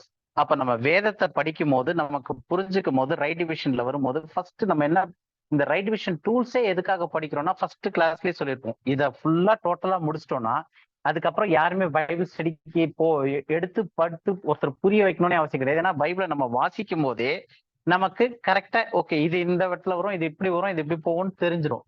ஏன்னா நமக்கு அந்த கீ மார்க்கர்ஸ் புரியணும் அப்படின்னு சொல்லியிருப்போம். அந்த மாதிரி இப்ப இது பாடி ஆஃப் கிரைஸ்ட பத்தி நம்ம படிக்கும் போது அடிப்படையான விஷயங்கள். அப்ப இது மாற போறது இல்லை. இந்த கான்செப்ட் ரட்சிப்ல பழைய ஏற்பாட்டுல இருந்தவங்களுக்கு இந்த கான்செப்ட் கிடையாது. சிறுமந்தைக்கு இந்த கான்செப்ட் ஆஃப் ரட்சிப்பை கொடுக்கல. அப்ப பாடி ஆஃப் கிரைஸ்ட்ல பவுலுக்கு மிஸ்ட்ரியினுடைய வெளிப்பாட்டுல இந்த காரியங்கள் எல்லாம் கொடுத்திருக்காரு. ஏன்னா அவங்களோட டெஸ்டினேஷன் நம்ம நேற்றே போன வாரத்திலேயே பார்த்தோம். அவங்க இந்த பூமியில 1000 வருஷ அரசாட்சியை சுதந்திரிக்க போறாங்க. இன்னொரு குரூப் பரலோகத்துக்கு போறாங்கன்னு. அப்ப நம்ம உன்னதத்துல உட்கார வச்சு உன்னதத்துல இருக்க ஆசீர்வாதத்தெல்லாம் அங்க நம்மளை நிரப்பி வச்சுட்டு இங்க பூமியில போய் நம்ம 1000 வருஷ அரசாட்சியில இருக்க போறது கிடையாது. அப்ப இந்த கிருபையின் காலத்துல இருக்கக்கூடிய பாடி ஆஃப் கிரைஸ்டனுடைய டெஸ்டினேஷன் இல்லாட்டி அவங்களுடைய சேருமிடம் எது அப்படின்னு பார்த்தோம்னா பரலோகம். அதுக்கு அவங்கள பிசிக்கலா இல்லாம ஆவிக்குரிய விதத்துல எல்லா விதத்திலயும் அவங்கள முத்திரச்சு ஏற்கனவே அவங்களுடைய ஜீவனை அங்க மறைச்சு வச்சிருக்கிறாரு. இதுதான் பாடி ஆஃப் கிரைஸ்டுக்கு இருக்கக்கூடிய பொசிஷனான இல்ல அந்த ஒரு ஸ்தானம், அந்த ஒரு ஸ்டேட்டஸ் இப்ப இதுல இருக்கிறது. சோ இது வரைக்கும் கிளியரா இருக்கு இல்லையா? மேற்கொண்டு போலாம்ல? இல்ல யாருக்காவது இதுல ஏதாவது கேள்வி இருக்கா, இல்ல வேற பாயிண்ட் ஏதாவது போலாம்னா நம்ம அப்படியே கண்டினியூ பண்ணலாம். அதான் இதெல்லாம் நம்ம முன்னாடி பார்த்ததே தான் இந்த எல்லா பாயிண்ட்ஸை கொண்டு வரீங்க. ஆமா ஆமா, இது மொத்தமே நம்ம ரொம்ப டீடைலா ஒரு 4-5 வாரத்துக்கு மேல இத விளாவரியா பார்த்திருக்கிறோம். இன்னும் நிறைய பார்த்திருக்கோம். இப்ப எதுக்காக இது வரும் அப்படின்னும் போது இது ஒரு mind fresh up first of all. ஏன்னா நமக்கு திரும்ப ரிமைண்ட் பண்ணிட்டு இதுக்கப்புறம் நம்ம அந்த பேப்டிசம் போய் அந்த கம்யூனியன் பத்தி படிக்கும் போது, ஏன்னா இப்ப நம்மளோட டாபிக்கே இந்த கிருபையின் காலத்துல அந்த கம்யூனியன் நமக்கு அப்ளை ஆகுதா இல்லையா ஃபர்ஸ்ட் ஆஃப் ஆல். ரெண்டாவது, நம்ம எடுக்கலாமா கூடாதா, அப்படி எடுக்கணும்னா ஏன் எடுக்கணும், எடுக்கக்கூடாதுன்னா ஏன் எடுக்கணும். ஓகேவா? ஸோ நம்ம அடுத்ததுக்கு போகலாம் இல்லையா? ஓகே, இப்போ நிறைய ஸ்கிரிப்சர்ஸ் நான் இது நோட்ஸ் அப்படியே அனுப்பிடுறேன். ஃபுல்லா நம்ம கோத்ரூ பண்ண வேண்டியது இல்லை. ஏன்னா இந்த கம்யூனியன் பத்தி என்னென்ன ஸ்கிரிப்சர்ஸ் சொல்லியிருக்கு அப்படின்னு சொல்லிட்டு மேத்யூல இருந்து மார்க்ல இருந்தெல்லாம் போட்டிருக்கோம். அதுல இருந்து ஒரு குறிப்பிட்ட சில வசனங்கள் மட்டும் நம்ம எடுத்து ரெஃபரன்ஸஸ்க்கு பார்த்துக்கலாம் வேணுன்றதுக்கு. இப்போ ஓகே, பிரதரோட இதுல இருந்து நான் மைக் மியூட் பண்ணிட்டேன். நான் அவங்க ஹாஸ்பிட்டல்ல இருக்கேன். நான் பிரதர் அவங்க சிஸ்டருடைய ஹஸ்பண்ட் வந்து ஹாஸ்பிட்டல்ல இருக்காங்க போல இருக்கு. அதனால அவர் பிரதர் வந்து அங்க ஹாஸ்பிட்டல் போயிருக்காரு. அங்க இருந்தா அவரை அட்டன் பண்ணிட்டு இருக்காங்க அப்படியே. ஓகே, ஸோ இப்போ நம்ம வந்து ஃபர்ஸ்ட் வந்து நேரா அந்த பொருந்தியர் எந்த இதுல நம்ம கம்யூனியனுக்கு வருதோ ஃபர்ஸ்ட் ஆஃப் ஆல் அந்த ஒரு கான்டெக்ட் போயிட்டு நம்ம அதுக்கப்புறம் மற்ற லூக்கு சில ரெஃபரன்சஸ் பார்க்கலாம். 1 கொரிந்தியர் 11வது அதிகாரம் 17வது வசனத்துல இருந்து இந்த கண்டென்ட் ஃபுல்லா வருது. அது 2 தான் நான் பிரிச்சிருக்கிறேன். ஸோ 17ல இருந்து 22 வரைக்கும் யாராவது ஒருத்தர் ஃபர்ஸ்ட் படிக்கலாம். அதை உங்களை புகழாமல் இதை குறித்து உங்களுக்கு கட்டளை கொடுக்கிறேன். நீங்கள் கூடி வருதல் நன்மைக்கு ஏதுவாயிராமல் தீமைக்கு ஏதுவாய் இருக்கிறதே. முதலாவது, நீங்கள் சபையிலே கூடி வந்திருக்கும் போது உங்களில் பிரிவினைகள் உண்டென்று கேள்விப்படுகிறேன். அதில் சிலவற்றை நம்புகிறேன். உங்களில் உத்தமர்கள் இன்னார் என்று வெளியாகும்படிக்கு மார்க்க பேதங்களும் உங்களுக்குள்ளே உண்டாயிருக்க வேண்டியதே. நீங்கள் ஓரிடத்தில் கூடி வரும்போது அவனவன் தன் தன் சொந்த போஜனத்தை முந்தி சாப்பிடுகிறான். ஒருவன் பசியாயிருக்கிறான், ஒருவன் வெறியாயிருக்கிறான். இப்படி செய்கிறது கர்த்தருடைய ராபோஜனம் பண்ணுதல் அல்லவே. புசிக்கிறதற்கும் குடிக்கிறதற்கும் உங்களுக்கு வீடுகள் இல்லையா? தேவனுடைய சபையை அசட்டை பண்ணி இல்லாதவர்களை வெட்கப்படுத்துகிறீர்களா? உங்களுக்கு நான் என்ன சொல்லுவேன்? இதை குறித்து உங்களை புகழ்வேனோ? புகழேன். நான் இப்ப போதும் இது வரைக்கும் ஃபர்ஸ்ட் இது வரைக்கும் பார்க்கலாம். சோ இப்ப இது வரைக்கும் அந்த சபையில கொரிந்திய சபையில அவர் வந்து நம்ம லோக்கல் லாங்குவேஜ் சொன்னா கழுவி ஊத்துறாரு. என்னன்னா உங்களை புகழமல் அப்படின்னு சொல்லிட்டு ஆரம்பிக்கும் போதே அந்த இதுலதான் ஆரம்பிக்கிறார். 17வது வசனத்துல ஆரம்பிக்கும் போதே உங்களுக்குள்ள ஏற்கனவே பிரிவினைகள் உண்டு என்று கேள்விப்படுறோம். அதுல கொஞ்சம் சிலவற்றை நம்பவும் செய்யறேன்னு சொல்லிட்டு நம்ம இன்னொரு தனி ஸ்டடியே பண்ணலாம். இந்த 19வது வசனத்தை வச்சு உங்களில் உத்தமர்கள் இன்னார் என்று விளங்கும்படிக்கு மார்க்க பேதங்கள்னு தமிழ்ல ஒரு வார்த்தை இருக்கு. அந்த மார்க்க பேதங்களுக்கு இங்கிலீஷ்ல வந்து ஹெரசிஸ். அந்த ஹெரசிஸ் வந்து உங்களுக்குள்ளே உண்டாயிருக்க வேண்டியதே, கட்டாயம் வேணும். இங்கிலீஷ்ல வந்து there must also be heresies among யூன்னு போட்டிருக்கு. உங்களுக்குள்ள மார்க்க பேதங்கள், அந்த பிரச்சனைகள், பிரிவினைகள்லாம் இருக்க வேண்டியதுதான். ஏன்னா அப்பதான் வந்து உத்தமர்கள் யார் என்று தெரியும் அப்படின்னு சொல்லிட்டு அதே சொல்லிட்டு வர்றாரு. இதெல்லாம் ஜென்ரலா அவரு அவங்களுடைய அந்த ராபோஜனம் ஆரம்பிக்கிற இடத்துல வரக்கூடிய கலாட்டால சொல்லிட்டு வர்றாரு. அப்ப நீங்க ஒரு இடத்துல கூட்டி வரும்போது கர்த்தருடைய ராபோஜனத்தை இப்படி பண்ணாதீங்க, ஏன்னா சாப்பிட்றதுக்கு வீடு இருக்கு அப்படின்னு சொல்லிட்டு. அப்ப இது கான்டெக்ட் நம்ம பார்த்தோம் அப்படின்னா இன்னைக்கு வந்து சபைகள்ல வந்து எல்லாரையும் ஒழுங்கா நிக்க வச்சு ஆளுக்கு ஒரு இதை கொடுத்து ஒரு பிரெட்டோ ஒரு சின்ன வைன் கப்போ ஏதோ ஒண்ணு கொடுத்து அப்படி வருது இல்லையா? அந்த மாதிரி பேட்டர்ன் அப்ப இல்லை. அவங்க என்ன பண்ணிருக்காங்க, எல்லாம் மொத்தமா சேர்ந்து எல்லாம் பாஞ்சு எல்லாம் எடுத்து சாப்பிட்டுருக்காங்க, மொத்தமா சாப்பிட்டுருக்காங்க. அதனாலதான் இந்த கான்டெக்ட்ல வந்து இந்த மாதிரி சொல்லிட்டு வர்றாரு, புசிக்கிறதுக்கு குடிக்கிறதுக்கும் உங்களுக்கு வீடுகள் இல்லையான்னு. ஏன்னா இவ்வளோண்டு ஒரு சின்ன வேப்பஸ் துண்டுலயோ இல்லாட்டி ஒரு சின்ன கப்ல இருக்கக்கூடிய திராட்சை ரசத்துலயோ இவ்வளவு பெரிய பிரச்சனை வரப்போறது கிடையாது. அப்ப அவங்க வந்து அதை வந்து ஒரு புசிப்பும் குடிப்பும் நடத்துற மாதிரி செஞ்சு குடித்து வெறிச்சிருக்கிற அளவுக்கு அவங்க போறாங்க. சில சபைகள்ல இங்கேயுமே இருக்கு, கம்யூனியன்ல எல்லாம் முடிச்ச உடனே நல்லா புடிச்சிட்டு வெறிச்சிருக்கிற அளவுல கூட சபைகள் சில இதெல்லாம் நான் பார்த்திருக்கேன். சோ அந்த மாதிரி இருக்கும்போது அப்படிப்பட்டதான காரியத்தை குறித்து இவரு சொல்லிட்டு வர்றாரு. இது வந்து ஃபர்ஸ்ட் இன்ட்ரோடக்ஷன், அவங்க எப்படி இருந்திருக்கிறாங்க அப்படின்னு சொல்லிட்டு. இது வந்து சிறுமந்தைக்கு எழுதிக்கிட்டு இருக்காருன்னு நம்ம பார்த்தோம். ஏன் சிறுமந்தைக்கு எழுதுறாரு அப்படின்னு பார்த்தோம்னா 22வது ஏற்கனவே பார்த்திருக்கோம். சர்ச் ஆஃப் காட்ன்றது வந்து சிறுமந்தைக்கு சொல்லப்பட்ட ஒரு பேர் அப்படின்னு சொல்லிட்டு. 22வது வசனத்துல பார்த்தோம்னா புசிக்கிறதற்கும் குடிக்கிறதற்கும் உங்களுக்கு வீடுகள் இல்லையா? தேவனுடைய சபையை, அதாவது சர்ச் ஆஃப் காட் அப்படின்னு சொல்லக்கூடிய அந்த தேவனுடைய சபையை அசட்டை பண்ணி அப்படின்னு வருது. அப்ப இந்த சபையே எது அப்படின்னா கிறிஸ்துவின் சரீரமாகிய சபை கிடையாது. இது டாபிக்கே வந்து தேவனுடைய சபைக்கு சொல்லிக்கிட்டு இருக்காரு. தேவனுடைய சபை யாருன்னு பார்த்துருக்கோம்னா லிட்டில் ஃபிளாக்னு பார்த்தோம். இததான் வந்து ஸ்டார்டிங்லயே நம்ம இந்த டவுட் வர்றதுக்கான காரணமே கொரிந்தியர்ல வந்து தேவனுடைய சபைக்கும் உங்களுக்கும் எங்களுக்கும் ஆண்டவராயிருக்கிற இயேசு கிறிஸ்து நாமத்துல எழுதுறோம்னு சொல்லி ஆரம்பிக்கிறார் இன்ட்ரோ 1 கொரிந்தியர் 1வது அதிகாரம் 2வது வசனத்துல. அப்போ இந்த காரியம், ஏன்னா பவுலுடைய நிருபத்துல வந்து எல்லா நிருபத்திலையுமே வந்து சில காரியங்கள் அவருக்கு மிஸ்ட்ரி வெளிப்பாடா ப்ரொக்ரெசிவா வரும்போது கொஞ்சம் கொஞ்சம் வர வர அங்கங்க எழுதியிருக்காருன்னு பார்த்தோம். அப்படி சில வசனங்களும் இருக்கு. 1 கொரிந்தியர்லயும் இருக்கு, 2 கொரிந்தியர்லயும் இருக்கு. ஆனா முக்காவாசி அவருடைய போக்கஸ் வந்து ஒரு பரிசேயனா, அவர் வந்து நியாயப்பிரமாணத்தை தெரிந்தவரா, இயேசு கிறிஸ்து வந்து மேசியான்னு கண்டுபிடிச்ச பிறகு நேர தேவாலயங்கள்ல வழக்கம் போல ஓய்வு நாள் போய் இயேசுதான் மேசியா அப்படின்னு சொல்லிட்டு பிரசங்கிக்கிறாரு. இயேசுதான் கிறிஸ்து என்று பிரசங்கிறாருன்னா மேசியானா வரப்போகிற ராஜா அவரு அப்படின்னு சொல்லிட்டு அந்த ராஜ்யத்தை குறித்து தான் டைரக்டா பிரசங்கிச்சுட்டு இருந்தாரு. முக்காவாசியான அவருடைய டீச்சிங் வந்து சிறுமந்தைக்கு இருந்துச்சு. சிறுமந்தைக்குன்னு சொல்லக்கூடிய அந்த லிட்டில் ஃபிளாக் சர்ச்சுக்கு தான் இருந்துச்சு. தேவனுடைய சபைன்னு இன்னொரு பேர் இருந்துச்சு. ஸோ இது வரைக்கும் அந்த அவுட்டர் கான்டெக்ட் இருந்து இப்பதான் அவர் மெயின் ஃபோக்கஸ் வராரு 23வது வசனத்துல இருந்து. ஸோ 23வது வசனத்துல இருந்து 25 வரைக்கும் படிக்கலாம். 23ல இருந்து 25 வரைக்கும். நான் உங்களுக்கு ஒப்புவித்ததை கர்த்தரிடத்தில் பெற்றுக்கொண்டேன். என்னவெனில் ஒரு நிமிஷம் ஒரே நிமிஷம். நான் உங்களுக்கு ஒப்புவித்ததை கர்த்தரிடத்தில் பெற்றுக்கொண்டேன் அப்படின்றாரு. அப்ப பவுல் எங்க என்ன சொல்ல வர்றாரு அப்படின்னா, நான் இப்ப என்ன உங்களுக்கு சொல்றேனோ அதை வந்து யார்கிட்ட இருந்து வாங்கியிருக்கேன், கர்த்தரிடத்துல இருந்து பெற்றுக்கொண்டேன் அப்படின்னு சொல்லிட்டு என்னவெனில் அப்படின்னு சொல்லிட்டு ஆரம்பிக்கும் போது இங்க முக்கியமானது என்னன்னா, அந்த என்னவெனில்னு ஆரம்பிக்கிறார் இல்லையா, இந்த கண்டென்ட் வந்து பவுலுடைய டீச்சிங் கிடையாது. அவர் டைரக்டா வந்து லிட்டில் ஃபிளாக்குக்கோ இல்ல பாடி ஆஃப் கிரைஸ்டுக்கோ இதை டீச் பண்ணல. இப்ப என்ன செய்யறாரு, அன்னைக்கு ராத்திரி என்ன நடந்துச்சோ, என்னைக்கு ராத்திரி இயேசு கிறிஸ்து காட்டி கொடுக்கப்பட்ட அந்த ராத்திரியில அங்க என்ன நடந்துச்சோ அங்க வந்து பவுல் கிடையாது. அங்க யார் இருந்ததுன்னு பார்த்தா 12 சீஷர்கள் மட்டும்தான் இருந்தாங்க. பவுல் வந்து அப்ப ஒரு நல்ல பரிசேயனா இயேசு கிறிஸ்துனுடைய சீஷர்கள் எல்லாம் கொலை பண்றதுக்கும் இயேசு கிறிஸ்துவ விசுவாசிக்கிறவங்கள கொலை பண்ற மாதிரியான ஒரு ஆளாதான் இருந்தாரு. அவர் வந்து அந்த ராபோஜன இதுல அங்க இல்லை. அப்போ இந்த ஒரு சம்பவத்தை இயேசு கிறிஸ்துவின் மூலமா டைரக்டா அவரு பெற்றுக்கொள்றாரு. இயேசு கிறிஸ்துவின் மூலமா கேட்டு தெரிஞ்சுக்கிறாரு.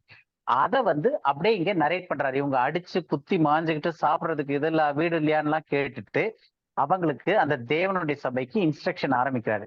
கொடுக்கும் போது இது வந்து இவருடைய தாட்ல இவருடைய உபதேசமா கொடுக்காம அன்னைக்கு என்ன நடந்துச்சு அப்படின்னு சொல்லிட்டு ஆரம்பிச்சு சொல்றாரு. அதனால்தான் நான் உங்களுக்கு ஒப்புவித்ததை கர்த்தரிடத்தில் பெற்றுக்கொண்டேன்னு சொல்லிட்டு என்னவெனில் அப்படின்னா அது என்னன்னா அப்படின்னு சொல்லிட்டு என்னத்தை கர்த்தர்கிட்ட இருந்து வாங்கினாரோ அதை அப்படியே டைரக்டா கர்த்தருடைய வாய்ஸ்லயே பேசுறாரு. இப்ப படிச்சு பாருங்க, அதை என்னவெனிலுக்கு அப்புறம் அப்படியே படிங்க. கர்த்தராகிய இயேசு தாம் காட்டி கொடுக்கப்பட்ட அன்று ராத்திரியில் அப்பத்தை எடுத்து சோத்திரம் பண்ணி அதை பிட்டு, நீங்கள் வாங்கி புசியுங்கள், இது உங்களுக்காக பிற்கப்படுகிற என்னுடைய சரீரமாய் இருக்கிறது, என்னை நினைவு கூறும்படி இதை செய்யுங்கள் என்றார்.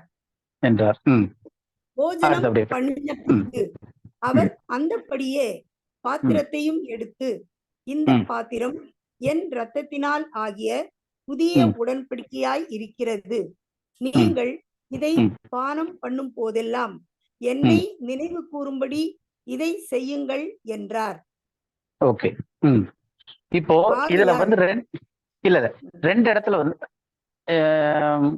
ரெண்டு இடத்துல இப்ப நம்ம பார்த்தது என்ன அப்படின்னு பார்த்தோம்னா, என்னை நிறைவு கூறும்படி இதை செய்யுங்கள் அப்படின்றாரு. இன்னொரு இடத்துலயும் என்னை நிறைவு கூறும்படி இதை செய்யுங்கள்னு 2 தடவையும் சொல்றாரு. சொல்லிட்டு 25வது வசனத்துல பார்த்தோம் அப்படின்னா, இந்த பாத்திரம் என் இரத்தத்தினால் ஆகிய புதிய உடன்படிக்கையா இருக்கிறது, நீங்கள் இதை பானம் பண்ணும் போதெல்லாம் நினைவு கூறும்படி செய்யுங்கள் என்றார் அப்படின்னு சொல்லியிருக்காரு. இப்ப இது வந்து டைரக்டா வந்து காஸ்பல்ஸ்ல மத்தேயு, மார்க்கு, லூக்கா இதுல சொல்லப்பட்டிருக்கிற அந்த காரியங்களை அப்படியே பவுலுக்கு வந்து இயேசு கிறிஸ்து வெளிப்படுத்தி, ஏன்னா பவுல் அப்ப அந்த சூழ்நிலையில அங்க இல்லை, அவருக்கு வெளிப்படுத்தி அவர் வந்து அதை நான் என்னத்தை இயேசு கிறிஸ்து கிட்ட இருந்து கேட்டு பெற்றுக்கொண்டனோ அதை அப்படியே உங்களுக்கு சொல்றேன்னு சொல்லிட்டு, என்னன்னா கர்த்தராகிய இயேசு கிறிஸ்து அன்னைக்கு காட்டி கொடுக்கப்பட்ட அந்த ராத்திரியில அவர் எப்படி செஞ்சார் அப்படின்னு சொல்லிட்டு அதை வந்து அப்படியே நரேட் பண்றாரு. அப்ப இங்க வந்து 25வது வசனத்துல போஜனம் பண்ணின பின்பு அவர்ன்றது இயேசு கிறிஸ்து அந்தபடியே பாத்திரத்தை எடுத்து, இந்த பாத்திரம் என் இரத்தத்தினால் ஆகிய புதிய உடன்படிக்கையா இருக்கிறது, நீங்கள் இதை வானம் பண்ணும் போதெல்லாம் என்னை நினைவு கூறும்படி இதை செய்யுங்கள்ன்றாரு. அப்ப இந்த நீங்கள்ன்றது யாருங்க? 25வது வசனத்துல சீஷர்கள். வேற யாராவது? இது லிட்டில் ஃபிளாக். அங்க இயேசு கிறிஸ்து அப்பம் பிடும் போது அன்னைக்கு ராத்திரியில அங்க லிட்டில் ஃபிளாக் யாருமே இல்லை. அங்க இருந்து 12 சீஷர்கள் தான் இருந்தாங்க. அப்ப அந்த டிசைபிள்ஸ் கிட்ட தான் அப்ப இந்த வசனம் வந்து நீங்கள்னும் போது இன்னைக்கு சபையில சர்ச்ல வந்து சொல்லும் போது நம்ம எல்லாருமே வந்து என்ன நினைச்சுக்கிறோம், நம்மளையும் அதுல இன்க்ளூட் பண்றோம். நீங்கள் இதை வாங்கி பானம் பண்ணும் போதெல்லாம் நினைவுபடு செய்யுங்கள் என்று சொன்னார்னே அந்த நீங்கள்ல நம்மளையும் எடுத்துக்கிறோம். ஆனா இது வந்து இயேசு கிறிஸ்து அன்னைக்கு என்ன நடந்துச்சுன்னு சொன்னதை பவுல் இங்க நரேட் பண்றாரு. சோ அப்ப அந்த நரேஷன்ல இந்த இடத்துல நீங்கள் அப்படின்னு சொல்றது வந்து அந்த சீஷர்களை சொல்றாரு. நீங்கள் இதை பானம் பண்ணும் போதெல்லாம் என்னை நினைவு கூறும்படி இதை செய்யுங்கள் என்றார் அப்படின்னு சொல்லிட்டு. இந்த இதை எங்க வந்துன்னு பார்த்தோம்னா லூக்கால நம்ம அப்படியே கொஞ்சம் லூக்கா மட்டும் படிச்சிடலாம். லூக்கால 14வது அதிகாரம் 22வது அதிகாரத்துல 14ல இருந்து 22வது வசனம் வரைக்கும்.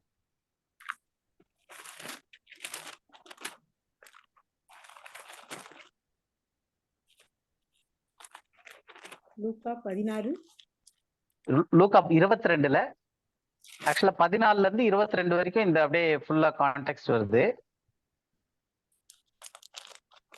14ல இருந்து படிங்க. 22வது அதிகாரத்துல 14வது வசனத்துல இருந்து 22வது வசனம் வரைக்கும். வேளை வந்த போது அவரும் அவருடனே கூட 12 அப்போஸ்தலரும் பந்தி இருந்தார்கள். அப்பொழுது அவர் அவர்களை நோக்கி, நான் பாடுபடுகிறதற்கு முன்னே உங்களுடனே கூட இந்த பஸ்காவை புசிக்க மிகவும் ஆசையாயிருந்தேன். ஒரு நிமிஷம். இப்ப இதுல வந்து இந்த பஸ்காவை புசிக்க ஆசையா இருந்தேன் இருக்கு இல்லையா, இதுதான் ஸ்டார்டிங்ல பிரதர் சொல்லிட்டு இருந்தாரு. இது நம்ம தனியாவே ஸ்டடி பண்ணுவோம் அப்படின்னு சொல்லிட்டு. இயேசு கிறிஸ்து அந்த ராபோஜனம் அன்னைக்கு எடுத்து சீஷர்களுக்கு பெற்று வாங்கி கொடுக்குறாரு இல்லையா, அது பஸ்கா போஜனமா? ஏன்னா இன்னைக்கு முக்காவாசி மத்தேயு மார்க் லூக்காலாம் பார்த்துட்டு அது வந்து பஸ்காவை புசிக்க ஆசையா இருந்தேன்னுலாம் சொல்றாரு. பஸ்காவை ஆயத்தப்படுத்துங்கன்றாரு. எங்க ஆயத்தப்படுத்தணும்னு மேல் வீட்டுல போய் ஆயத்தப்படுத்துங்கன்றாரு. அந்த வேலை வந்த உடனே அவங்க போய் சீஷர்கள் பெட்டு அப்படின்லாம் வருது. அப்ப இயேசு கிறிஸ்து பஸ்காவை அன்னைக்கு ஆசரித்தாரா? யாராவது பதில் சொல்லலாம். இது வந்து நம்ம திரும்ப தனியா ஸ்டடி பண்ண போறோம். இது வந்து ஒரு தாட்காக சொல்றது. இயேசு கிறிஸ்து பஸ்காவை புசித்தாரா? அந்த ராபோஜனம்ன்றது இயேசு கிறிஸ்து பஸ்கா அனுசரிச்சதா? இல்லன்னு நினைக்கிறேன். நான் அதுதான் நினைக்கிறேன். பரவாயில்ல, 2 ஒப்பீனியன் வந்திருக்கு. அதனால இது கரெக்டான கொஸ்டின் தான். ஓகே, வேற யாராவது ஏதாவது தாட் சொல்றீங்களா? உங்களுக்கு எப்படி தோணுதுன்னு? பஸ்காவா பஸ்கா இல்லையா அது அப்படின்ட்டு? இல்லன்னு தான் சார் நினைக்கிறேன். பஸ்கா இல்லன்னு நினைக்கிறீங்க, ஏன்? பஸ்கா சிலுவையில் அடிக்கப்படணும். அவரு பஸ்காவை அன்னைக்கு புசிச்சிருந்தாருன்னா இயேசு கிறிஸ்து பஸ்கா ஆடாக இருக்க முடியாது. ஏன்னா இயேசு கிறிஸ்து தான் அடிக்கப்பட வேண்டிய பஸ்காவே. பஸ்கா ஆட்ட அன்னைக்கு அவர் வந்து முந்தின நாளே பஸ்கா அடிச்சு புசிச்சிருந்தாருன்னா அன்னைக்கு வரும்போது அவரு தப்பான ஒரு டேட்ல அவர் வந்து இது பண்ண மாதிரி ஆயிருப்பாரு. தப்பான டேட்ல அவரு சிலுவையில் அரைஞ்ச மாதிரி இருந்திருக்கும். அவர் பஸ்கா ஆடாவே இருந்திருக்க முடியாது. அப்ப இதை பத்தின டீச்சிங் வந்து நம்ம படிப்போம். ஏன்னா இதுல வந்து 2 ஒப்பீனியனும் சொல்றாங்க. சிலர் வந்து அவர் அந்த ராபோஜனம் தான் பஸ்கா இதுன்னு சொல்லிட்டு. சோ பஸ்கா எப்படி ஆசரிக்கணும், அதுல என்னெல்லாம் இருக்கணும், ராபோஜனத்துல என்ன இருந்துச்சு, அதுதான் பஸ்காவா?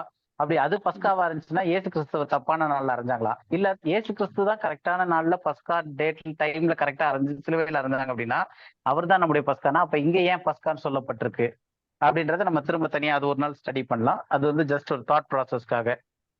இப்போ வந்து அப்படியே நம்ம கண்டினியூ பண்ணலாம். 16வது வசனத்துல இருந்து. சார் சின்ன ஒரே ஒரு இது சொல்லுங்க. அப்படியே நீங்க அப்படியே மைண்ட்ல வச்சுக்கோங்க. அப்ப ஏன் இந்த இடத்துல வந்து அவங்க பஸ்காவை புசிக்க ஆசையா இருக்கிறேன்னு ஏன் அந்த இது போட்டிருக்காங்க? இல்ல அதான் நம்ம ஃபுல்லா ஸ்டடி பண்ண போறோம். இல்ல அதை நம்ம ஃபுல்லா ஸ்டடி பண்ண போறோம். Okay okay. அதான் இவங்க இங்க அதாவது இந்த பஸ்கா புசிக்கிறது அப்படின்றது வந்து மத்தேயு, மார்க்கு, லூக்கா இந்த 3 சுவிசேஷத்திலையும் இயேசு கிறிஸ்து பஸ்காவை புசித்தார்னு இருக்கும். யோவான் சுவிசேஷத்துல அது பஸ்கா இல்லைன்னு இருக்கும். சோ இது 2த்துக்கும் எப்படி டிஃபரன்ஸ் வருது, என்னெல்லாம் இதுன்ட்டு நம்ம அதை தனியா ஸ்டடி பண்ணுவோம். ரெண்டையும் எடுத்து 4 காஸ்பல்ஸையும் வச்சு. ஏன்னா 3 காஸ்பல் சினாப்டிக் காஸ்பல்னு சொல்லுவாங்க. அது 3த்துலயுமே வந்து அந்த ராபோஜனம் வந்து பஸ்கான்ற மாதிரியான ஒரு வியூல காட்டுன மாதிரி இருக்கும். யோவான் சுவிசேஷத்துல அது பஸ்கா இல்லைன்னு தெளிவா இருக்கிற மாதிரி இருக்கும்.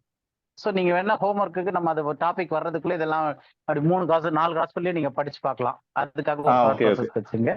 மற்றபடி நம்ம இதை தனியா திரும்ப ஒரு தனி ஸ்டடியாவே எடுப்போம் அந்த பஸ்காவை பத்தி, ராபோஜன பஸ்காவை பத்தி. ஓகே, அடுத்து அப்படியே கண்டினியூ பண்ணி படிக்கலாம் 16வது வசனத்துல இருந்து. தேவனுடைய ராஜ்யத்திலே இது நிறைவேறும் அளவும் ம். நான் இனி இதை புசிப்பதில்லை என்று உங்களுக்கு சொல்லுகிறேன் என்று சொல்லி ம். அவர் பாத்திரத்தை எடுத்து ஸ்தோத்திரம் ம். பண்ணி, நீங்கள் இதை வாங்கி உங்களுக்குள்ளே பங்கிட்டுக் கொள்ளுங்கள். ம். தேவனுடைய ராஜ்யம் வருமளவும் நான் ம். திராட்சைப்பழ ரசத்தை பானம் பண்ணுவதில்லை என்று உங்களுக்கு சொல்லுகிறேன் என்றார். ம். பின்பு அவர் அப்பத்தை எடுத்து ஸ்தோத்திரம் பண்ணி அதை பிட்டு அவர்களுக்கு கொடுத்து, இது உங்களுக்காக கொடுக்கப்படுகிற என்னுடைய சரீரமாய் இருக்கிறது, என்னை நினைவு கூறும்படி இதை செய்யுங்கள் என்றார். ம். போஜனம் பண்ணின பின்பு அவர் அந்தபடியே பாத்திரத்தையும் கொடுத்து, இந்த பாத்திரம் உங்களுக்காக சிந்தப்படுகிற என்னுடைய இரத்தத்தினால் ஆகிய புதிய உடன்படிக்கையில் இருக்கிறது என்றார். பின்பு இதோ என்னை காட்டிக் கொடுக்கிறவனுடைய கை என்னுடனே கூட பந்தியில் இருக்கிறது. ஓகே, இப்போ இவ்வளவு போதும். இப்போ நம்ம என்ன பார்த்துட்டு வந்தோம் அப்படின்னா, கொரிந்தியர்ல வந்து பவுல் என்ன சொல்றாரோ அதனுடைய நிகழ்வு வந்து கரெக்டா இங்க பாக்குறோம். லூக்கால மத்தேயுல எல்லாத்துலயுமே பாக்குறோம். இதுல முக்கியமான சில காரியங்கள் என்னன்னா, கொரிந்தியர்ல சொல்லும் போது அந்த நீங்கள்னு சொல்றது வந்து யாரை குறிக்குது அப்படின்னும் போது சீஷர்களை குறிக்குது, அங்க இருந்த ஆட்களை சொல்ல. ஏன்னா இது வந்து அன்னைக்கு ராத்திரி என்ன நடந்துச்சோ அதை அப்படியே விவரிச்சுக்கிட்டே வர்றாரு பவுல். இது நம்ம படிச்ச வசனங்கள் வரைக்கும் 1 கொரிந்தியர் 11. அப்போ இதுல முக்கியமான விஷயம் என்ன அப்படின்னு பார்த்தோம்னா, இந்த ரத்தத்தினால் ஆகிய புதிய உடன்படிக்கையா இருக்கிறது அப்படின்னு போடுறாரு இல்லையா. இப்ப இந்த ரத்தத்தினால் ஆகிய புதிய உடன்படிக்கை அப்படின்னு சொல்லும் போது நம்ம 2 மத்தேயுல இருந்தும் மார்க்ல இருந்தும் ஒரு வசனம் மட்டும் படிக்கலாம். இது டோட்டலா அந்த கான்டெக்ட்ல வர்றது ஒரு வசனம் மட்டும் படிக்கலாம். மத்தேயு 26, 28. மத்தேயு 26ல 28. இது பாவ மன்னிப்பு உண்டாகும்படி அநேகருக்காக சிந்தப்படுகிற புது உடன்படிக்கைக்குரிய என்னுடைய ரத்தமாய் இருக்கிறது. ஓகே, இதுல முக்கியமான வார்த்தை வந்து அநேகருக்காக. அப்ப இயேசு கிறிஸ்துவோட ரத்தம் மிஸ்ட்ரியில வரும்போது, பவுலுக்கு வெளிப்படுத்தும் போது எல்லாருக்காகவும் சிந்தப்பட்ட ரத்தமா இருக்கு. ஆனா இங்க வந்து எப்படி இருக்கு? அநேகருக்காக. அப்ப இயேசு கிறிஸ்து எல்லாருக்காகவும் மரிக்கலையா அப்படின்னு கேட்டோம்னா, நம்ம ஏற்கனவே படிச்சிருக்கோம், தீர்க்க தரிசனத்தின் அடிப்படையில இயேசு கிறிஸ்து நியாயப்பிரமாணத்திற்கு உட்பட்டு தான் இருந்தாரு. நியாயப்பிரமாணத்திற்கு உட்பட்டு இருக்கும் போது புறஜாதிகளுக்கு அவரு ஒண்ணும் செய்ய முடியாது, புறஜாதிகளோட இது பண்ண முடியாது. அப்ப எல்லாருக்காகவும் மறுச்சார்ன்றது வந்து பின்னாடி பவுலுக்கு வெளிப்பாட்டின் மூலமா வெளிப்படுத்தப்பட்டுச்சு. ஆனா அந்த சூழ்நிலையில அவர் என்னன்றாரு, இது பாவ மன்னிப்பு உண்டாகும்படி அநேகருக்காக சிந்தப்படுகிற புது உடன்படிக்கைக்குரிய என்னுடைய ரத்தமா இருக்கிறது. 2வது நம்ம ஏற்கனவே படிச்சிருக்கோம்னு நினைக்கிறேன், பழைய உடன்படிக்கை புதிய உடன்படிக்கை ரெண்டுமே வந்து நம்ம எரேமியால இருந்தும் எபிரேயர் 8வது அதிகாரத்துல இருந்தும் படிச்சிருக்கோம். ரெண்டுமே இஸ்ரவேல் ஜனங்களுக்கு தான் கொடுக்கப்பட்டுச்சுன்னு சொல்லிட்டு ரொம்ப டீடைல்டா அதை படிச்சிருக்கோம். அப்ப பழைய ஏற்பாட்டுக்கு கொடுக்கப்பட்டுச்சு, பழைய உடன்படிக்கை கொடுக்கப்பட்டுச்சு. அந்த பல உடன்படிக்கை வந்து குறைவா இருந்தனால அதை வந்து புதிய உடன்படிக்கையில நிவர்த்தி செய்வார்ருக்கும். புதிய உடன்படிக்கையில வரும்போது ரத்தமும் மாம்சம் அவங்களுக்கு கல்லான இருதயத்தை எடுத்து போட்டு சதையான இருதயத்தை பண்றாரு. அது எப்ப நடக்கும்னு பார்த்தோம்னா 2ஆம் வருகையில தான் நடக்க போகுதுன்னு பார்த்தோம். சோ அப்ப ராஜ்யத்திற்குள்ள என்ட்ரு ஆகும் போது தான் அவங்க புதிய உடன்படிக்கைக்குள்ளேயே போறாங்க இஸ்ரவேல் ஜனங்கள். அப்ப அந்த புதிய உடன்படிக்கை இன்னைக்கு நம்ம வந்து புதிய உடன்படிக்கையில இருக்கிறோமா அப்படின்னு கேட்டோம்னா இன்னைக்கு புதிய உடன்படிக்கையில கிடையாது. ஏன்னா அந்த புதிய உடன்படிக்கை இன்னும் நிகழல. ஏன் நிகழலன்னு நம்ம பார்த்தோம். புதிய உடன்படிக்கையில இருந்தோம்னா ஒருவன் தன் அயலானுக்கு இவர் தான் கர்த்தர்னு போதிக்க வேண்டியதே இல்லை. எல்லாரும் தேவனுடைய அறிவு ஞானத்தினால நிறைஞ்சிருப்பாங்க. எல்லாருக்கும் சதையான இருதயத்தை வச்சு பிரமாணத்தை அவர்களுடைய இருதயத்திலே எழுதியிருப்பாருன்றது. அப்ப இந்த காரியங்கள் வந்து இன்னைக்கு நடக்கல. அப்ப இன்னைக்கு நம்ம வந்து என்ன இதுல இருக்கிறோம் அப்படின்னா, கிருபையின் காலத்துல இருக்கும், எந்த ஒரு உடன்படிக்கையின் காலத்திலயும் இல்லை. அப்ப பழைய உடன்படிக்கையும் முடிந்து விட்டது. அதான் நம்ம எபிரேயர் 9வது அதிகாரத்தை படிச்சுட்டு இருக்கும்போது கடைசி கிட்ட வந்து பழைய உடன்படிக்கை வீணாகிட்டு அப்படியே வேக்சிங் அப்படின்னு பார்த்தோம். அப்படியே கொஞ்சம் கொஞ்சமா அழிஞ்சுக்கிட்டே வருது. புதிய உடன்படிக்கை இன்னும் ஆரம்பிக்கவே இல்லை. அப்போ அந்த புதிய உடன்படிக்கை எப்ப ஆரம்பிக்குதுன்னு நம்ம தனியா இன்னொரு ஸ்டடி பண்ணுவோம் எபிரேயர் பண்ணும்போது. ஆனா அன்னைக்கே நம்ம பார்த்தோம், புதிய உடன்படிக்கைன்றது வந்து அதனுடைய சாராம்சங்கள்லாம் வச்சு பார்க்கும்போது அது இன்னும் வரவே இல்லை. அது வந்து 2ஆம் வருகையில தான் வரப்போகுது. அப்ப இந்த புதிய உடன்படிக்கையா இருக்குதுன்னும் போது இந்த ரத்தம் வந்து ராஜ்யத்திற்குள்ள வரும்போது அங்க புதிய உடன்படிக்கைக்கு வர்றதுக்கு இது அடையாளமா இருக்கு இந்த ரத்தம். அதை தான் வந்து அடுத்த வசனத்துல சொல்வார். அப்படியே மார்க் இப்ப நம்ம படிச்சது மத்தேயுல படிச்சோமா, மத்தேயு 26, 29 அப்படி படிங்க. இது முதல் இந்த திராட்சைப்பழ ரசத்தை நவமானதாய் உங்களோட கூட என் பிதாவின் ராஜ்யத்திலே நான் பானம் பண்ணும் நாள் வரைக்கும் இதை பானம் பண்ணுவதில்லை என்று உங்களுக்கு சொல்லுகிறேன் என்றார். ஓகே, பிதாவின் ராஜ்யம்ன்றது வந்து உங்களுடைய ராஜ்யம் வருவதாகன்னு சொன்னாங்களே 1000 வருஷ அரசாட்சி, அந்த ராஜ்யம். அங்கதான் வந்து இவங்களுக்கு புதிய உடன்படிக்கை வரப்போகுது. அந்த புதிய உடன்படிக்கை வர்ற வரைக்கும் நான் இதை எடுக்க மாட்டேன். என்னை நினைவு கூறும்படி இதை செய்யுங்கள், என்னுடைய மரணத்தை நினைவு கூறும்படி இதை செய்யுங்கள் அப்படின்னு சொல்றாரு. இதே காரியத்தை நம்ம மார்க்லயும் ஒரு வசனம் மட்டும் படிச்சிடலாம். மார்க், ஏன்னா நோட்ஸ் மொத்தம் நம்ம தனியா அப்புறம் படிச்சு பார்த்துக்கலாம் கூட வேணும்னா. அந்த மார்க்னுடைய டோட்டல் இது மத்திய டோட்டலா எல்லாமே போட்டு வச்சிருக்கேன். மார்க் 14, 24 வசனம்.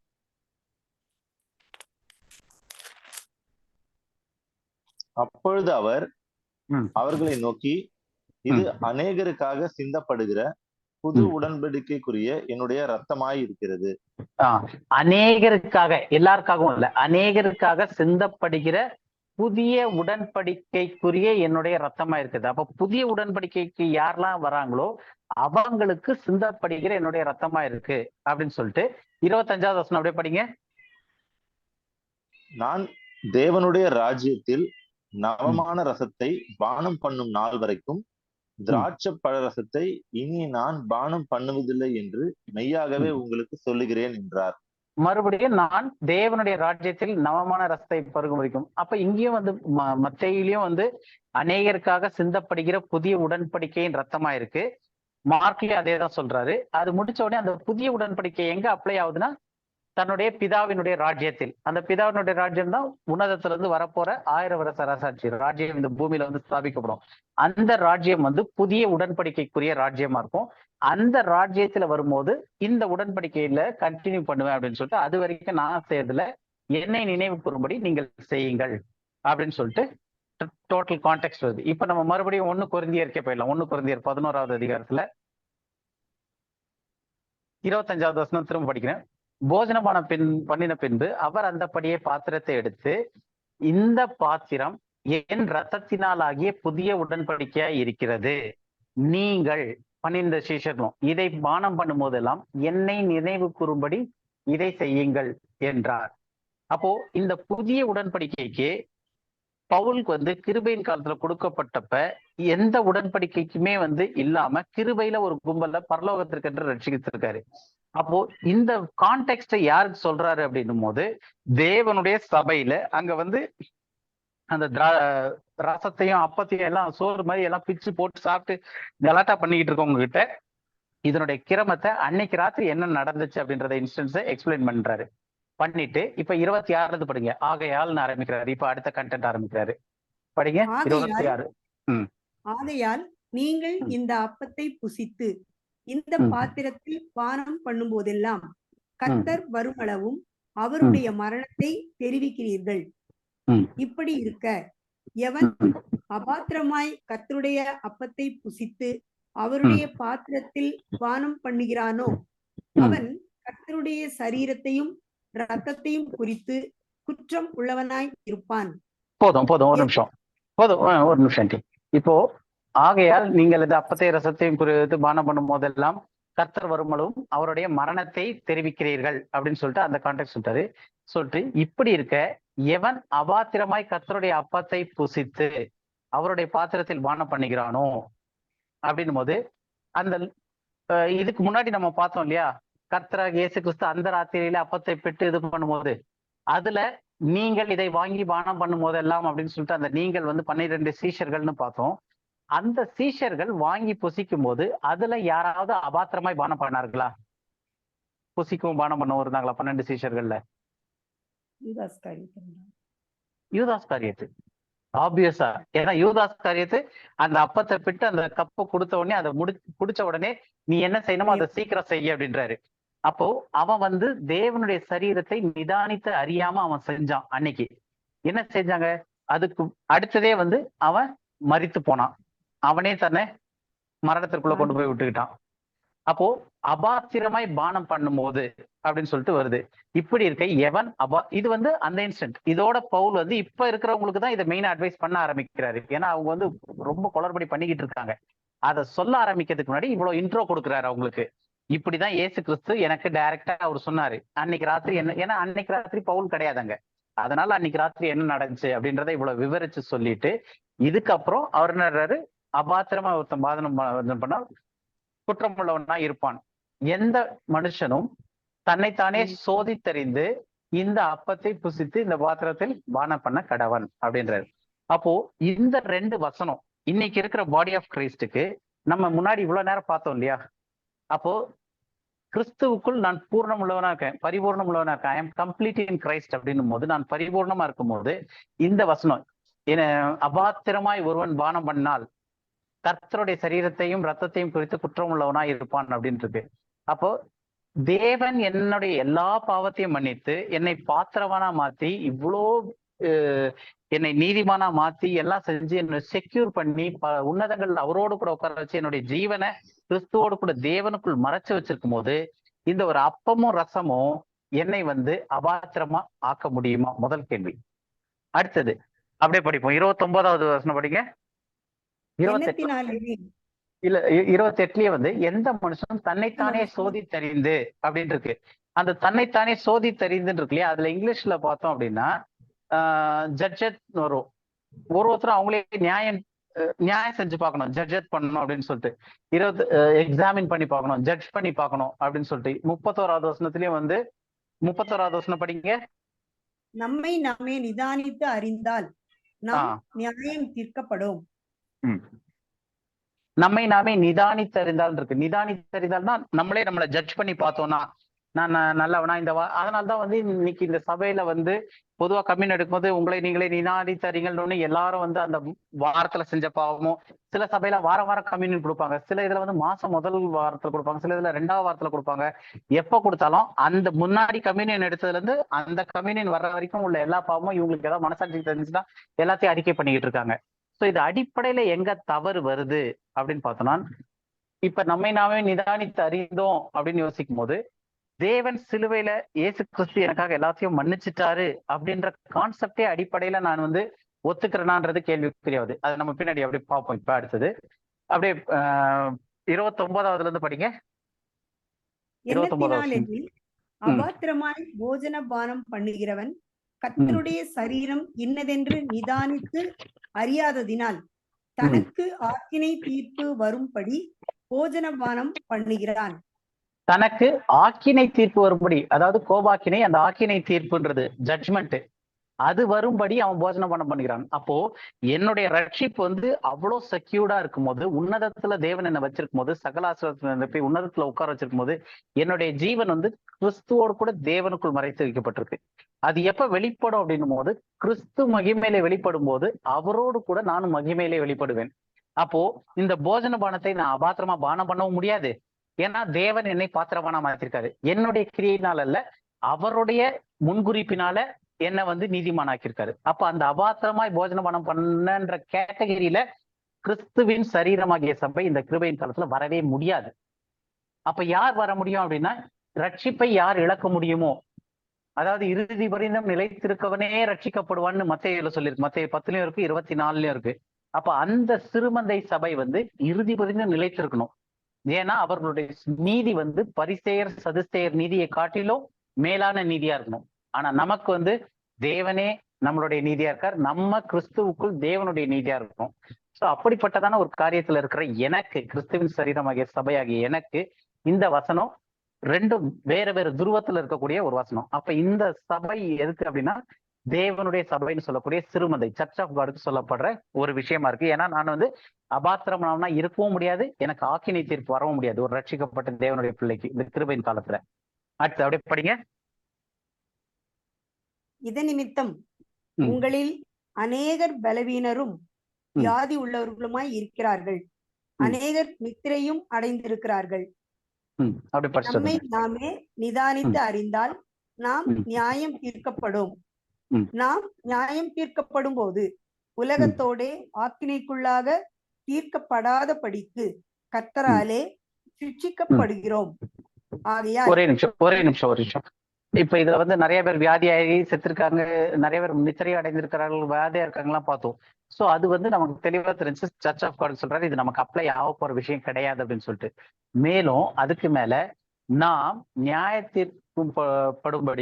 படும்போது நம்ம நியாயம் தீர்க்கப்படும் போது உலகத்தோட ஆக்கினைக்குள்ளாக தீர்க்கப்படாதபடிக்கு கர்த்தராலே சிட்சிக்கப்பட்டு இருக்கிறோம் அப்படின்ட்டு வருது. அப்போ இதுல என்ன சொல்ல வருது அப்படின்னா 32வது வசனத்துல நம்மளுடைய நியாய தீர்ப்பு இனி ஃபியூச்சர்ல இருக்கு. அந்த ஃபியூச்சர் நியாய தீர்ப்புல வந்து நான் வந்து உலகத்தாரோட தீர்க்கப்படுறேன்னா, ஆக்கினையோட தீர்க்கப்படுறேன்னா, இல்ல தனியா தீர்க்கப்படுறேன்னா, கர்த்தராலே சிட்சிக்கப்பட்டு நியாயம் தீர்க்கப்படுறேன்னு.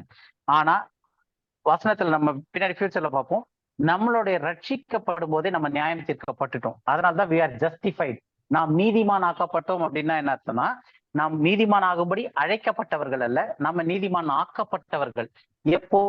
என்னைக்கு நான் ரட்சிக்கப்பட்டனோ, என்னைக்கு நான் மரித்திருந்த என்ன தேவன் உயிர்ப்பித்தாரோ அன்னைக்கு டேட்லயே நான் நீதிமான் ஆக்கப்பட்டேன். ஏன்னா என்னுடைய நீதி அல்ல, தேவனுடைய நீதி என் மீது வைக்கப்பட்டிருக்கு. அப்ப எனக்கு எப்படி நான் வந்து இனி குற்றவாளியில நான் நீதிமான் எப்படி சொல்றேன் அப்படின்னா, நான் நீதிமான் வரணும் அப்படின்னா எனக்கு ஏற்கனவே ஜட்ஜ்மெண்ட் முடிஞ்சு அந்த ஜட்ஜ்மெண்ட்டுக்கான தீர்ப்பு வந்து அதுல என்னுடைய பாவம் எல்லாத்தையும் அவர் மீது வைத்து அவருடைய நீதி என் மீது வைத்து நான் நீதிமான் போய் கோர்ட்ல காமிச்சிட்டாரு.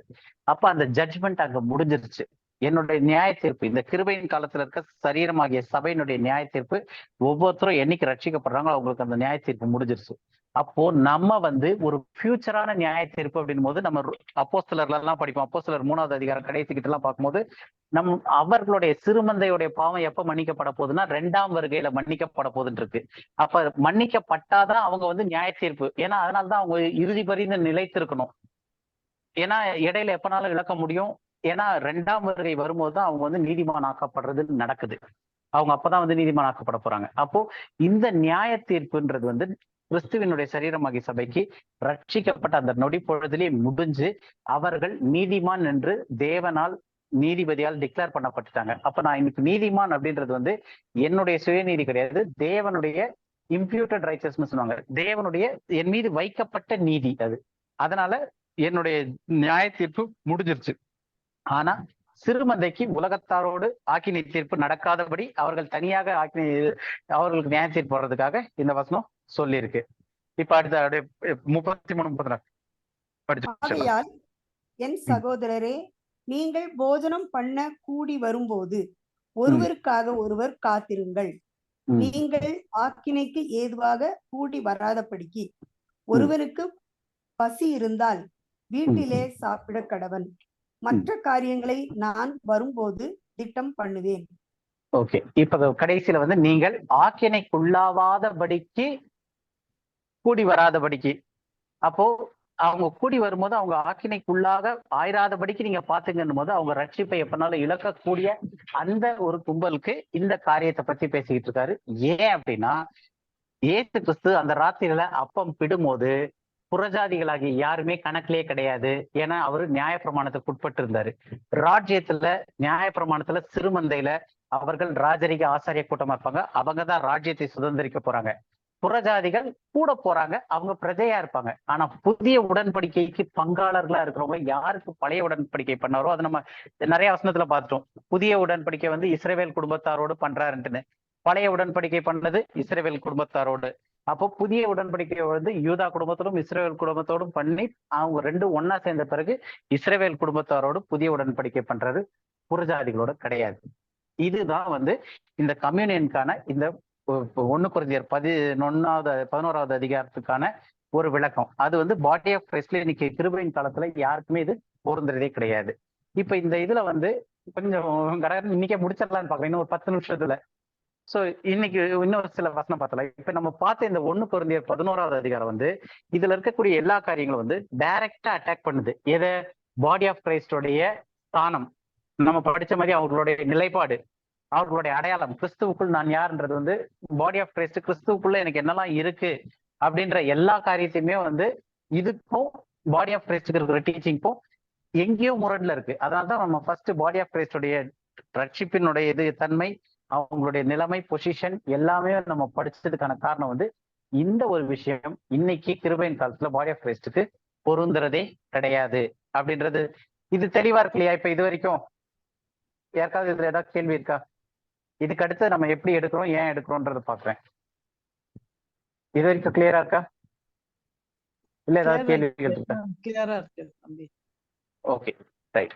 இப்போ வந்து நம்ம அடுத்த இது இருக்கிறோம். கிருபையின் காலத்துல வந்து கிறிஸ்துவின் சரீரமாகிய சபை, இந்த இதுக்கு வந்து இந்த ராபோஜனம் கம்யூனியன் உண்மையிலேயே இருக்கா அப்படின்னு பார்த்தோம்னா இந்த வசனத்துல இருந்து அடிப்படையில நமக்கு நிச்சயமா கிடையாது அப்படின்றது தெரிஞ்சிச்சு. ஏன்னா அதன் மூலமாக நான் வந்து ஒரு ஆக்கினைக்குள்ள அகத்தியிருக்கவோ இல்ல கோபாக்கினைக்குள்ள போவோ நான் முடிய முடியாது. ஏன்னா தேவன் என்ன முத்திரிச்சு வச்சிருக்காரு மீட்கப்படுற நாள் வரைக்கும். அப்ப இந்த கோபாக்கினைக்குள்ள யார் போகிறதுக்கு வாய்ப்பு இருக்கோ, யார் அபாத்திரமா இருக்க முடியுமோ அவர்களுக்கான டாபிக் தான் இந்த கம்யூனியன் இல்ல ராபோஜனம் இது எல்லாமே.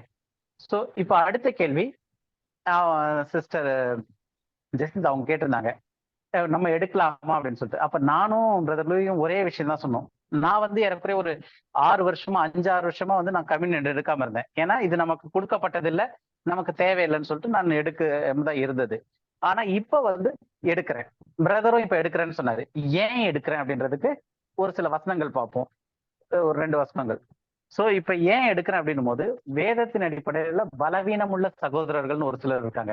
சோ இப்ப என்னுடைய ஞானம் வந்து அவர்களை வந்து விசுவாசத்துல தள்ளிடக்கூடாது. அப்ப அந்த ஒரு காரியம் வரக்கூடாது அப்படின்றதுக்காக பலவீனமுள்ள ஒரு சகோதரருக்காக நான் எடுக்கிறேன் அப்படின்னு சொல்லிட்டு அதுக்கு ஒரு வசனம் படிச்சிடலாம். 1 கொரிந்தியர்ல 8வது அதிகாரத்துல 8-13. போஜனமானது நம்மை தேவனுக்கு உகந்தவர்களாக மாட்டாது. எண்ணத்தினாலெனில் புசிப்பதினால் நமக்கு ஒரு மேன்மையும் இல்லை, புசியாதிருப்பதினால் நமக்கு ஒரு குறைவும் இல்லை. ஆகிலும் இதை குறித்து உங்களுக்கு உண்டாயிருக்கிற அதிகாரம் எவ்விதத்திலும் பலவீனருக்கு தடுக்கலாகாத படிக்கு பாருங்கள். எப்படி எனில், அறிவுள்ளவனாகிய உன்னை விக்கிரக கோவிலிலே பந்தி இருக்க ஒருவன் கண்டால் பலவீனனாய் இருக்கிற அவனுடைய மனசாட்சி விக்கிரகங்களுக்கு படைக்கப்பட்டவைகளை புசிப்பதற்கு துணிவு கொள்ளும் அல்லவா?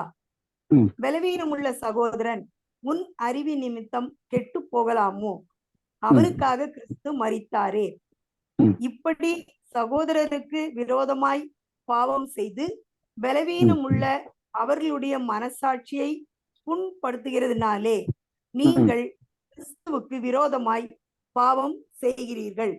ஆதலால் போஜனம் என் சகோதரனுக்கு இடரல் உண்டாக்கினால் நான் என் சகோதரனுக்கு இடரல் உண்டாக்காத படிக்கு என்றைக்கும் மாம்சம் புசியாதிருப்பேன். ஓகே, இப்ப இந்த கான்டெக்ட் என்னன்னா இதுவுமே வந்து பாடி ஆஃப் கிரைஸ்டுக்கு சொல்லப்பட்டது கிடையாது.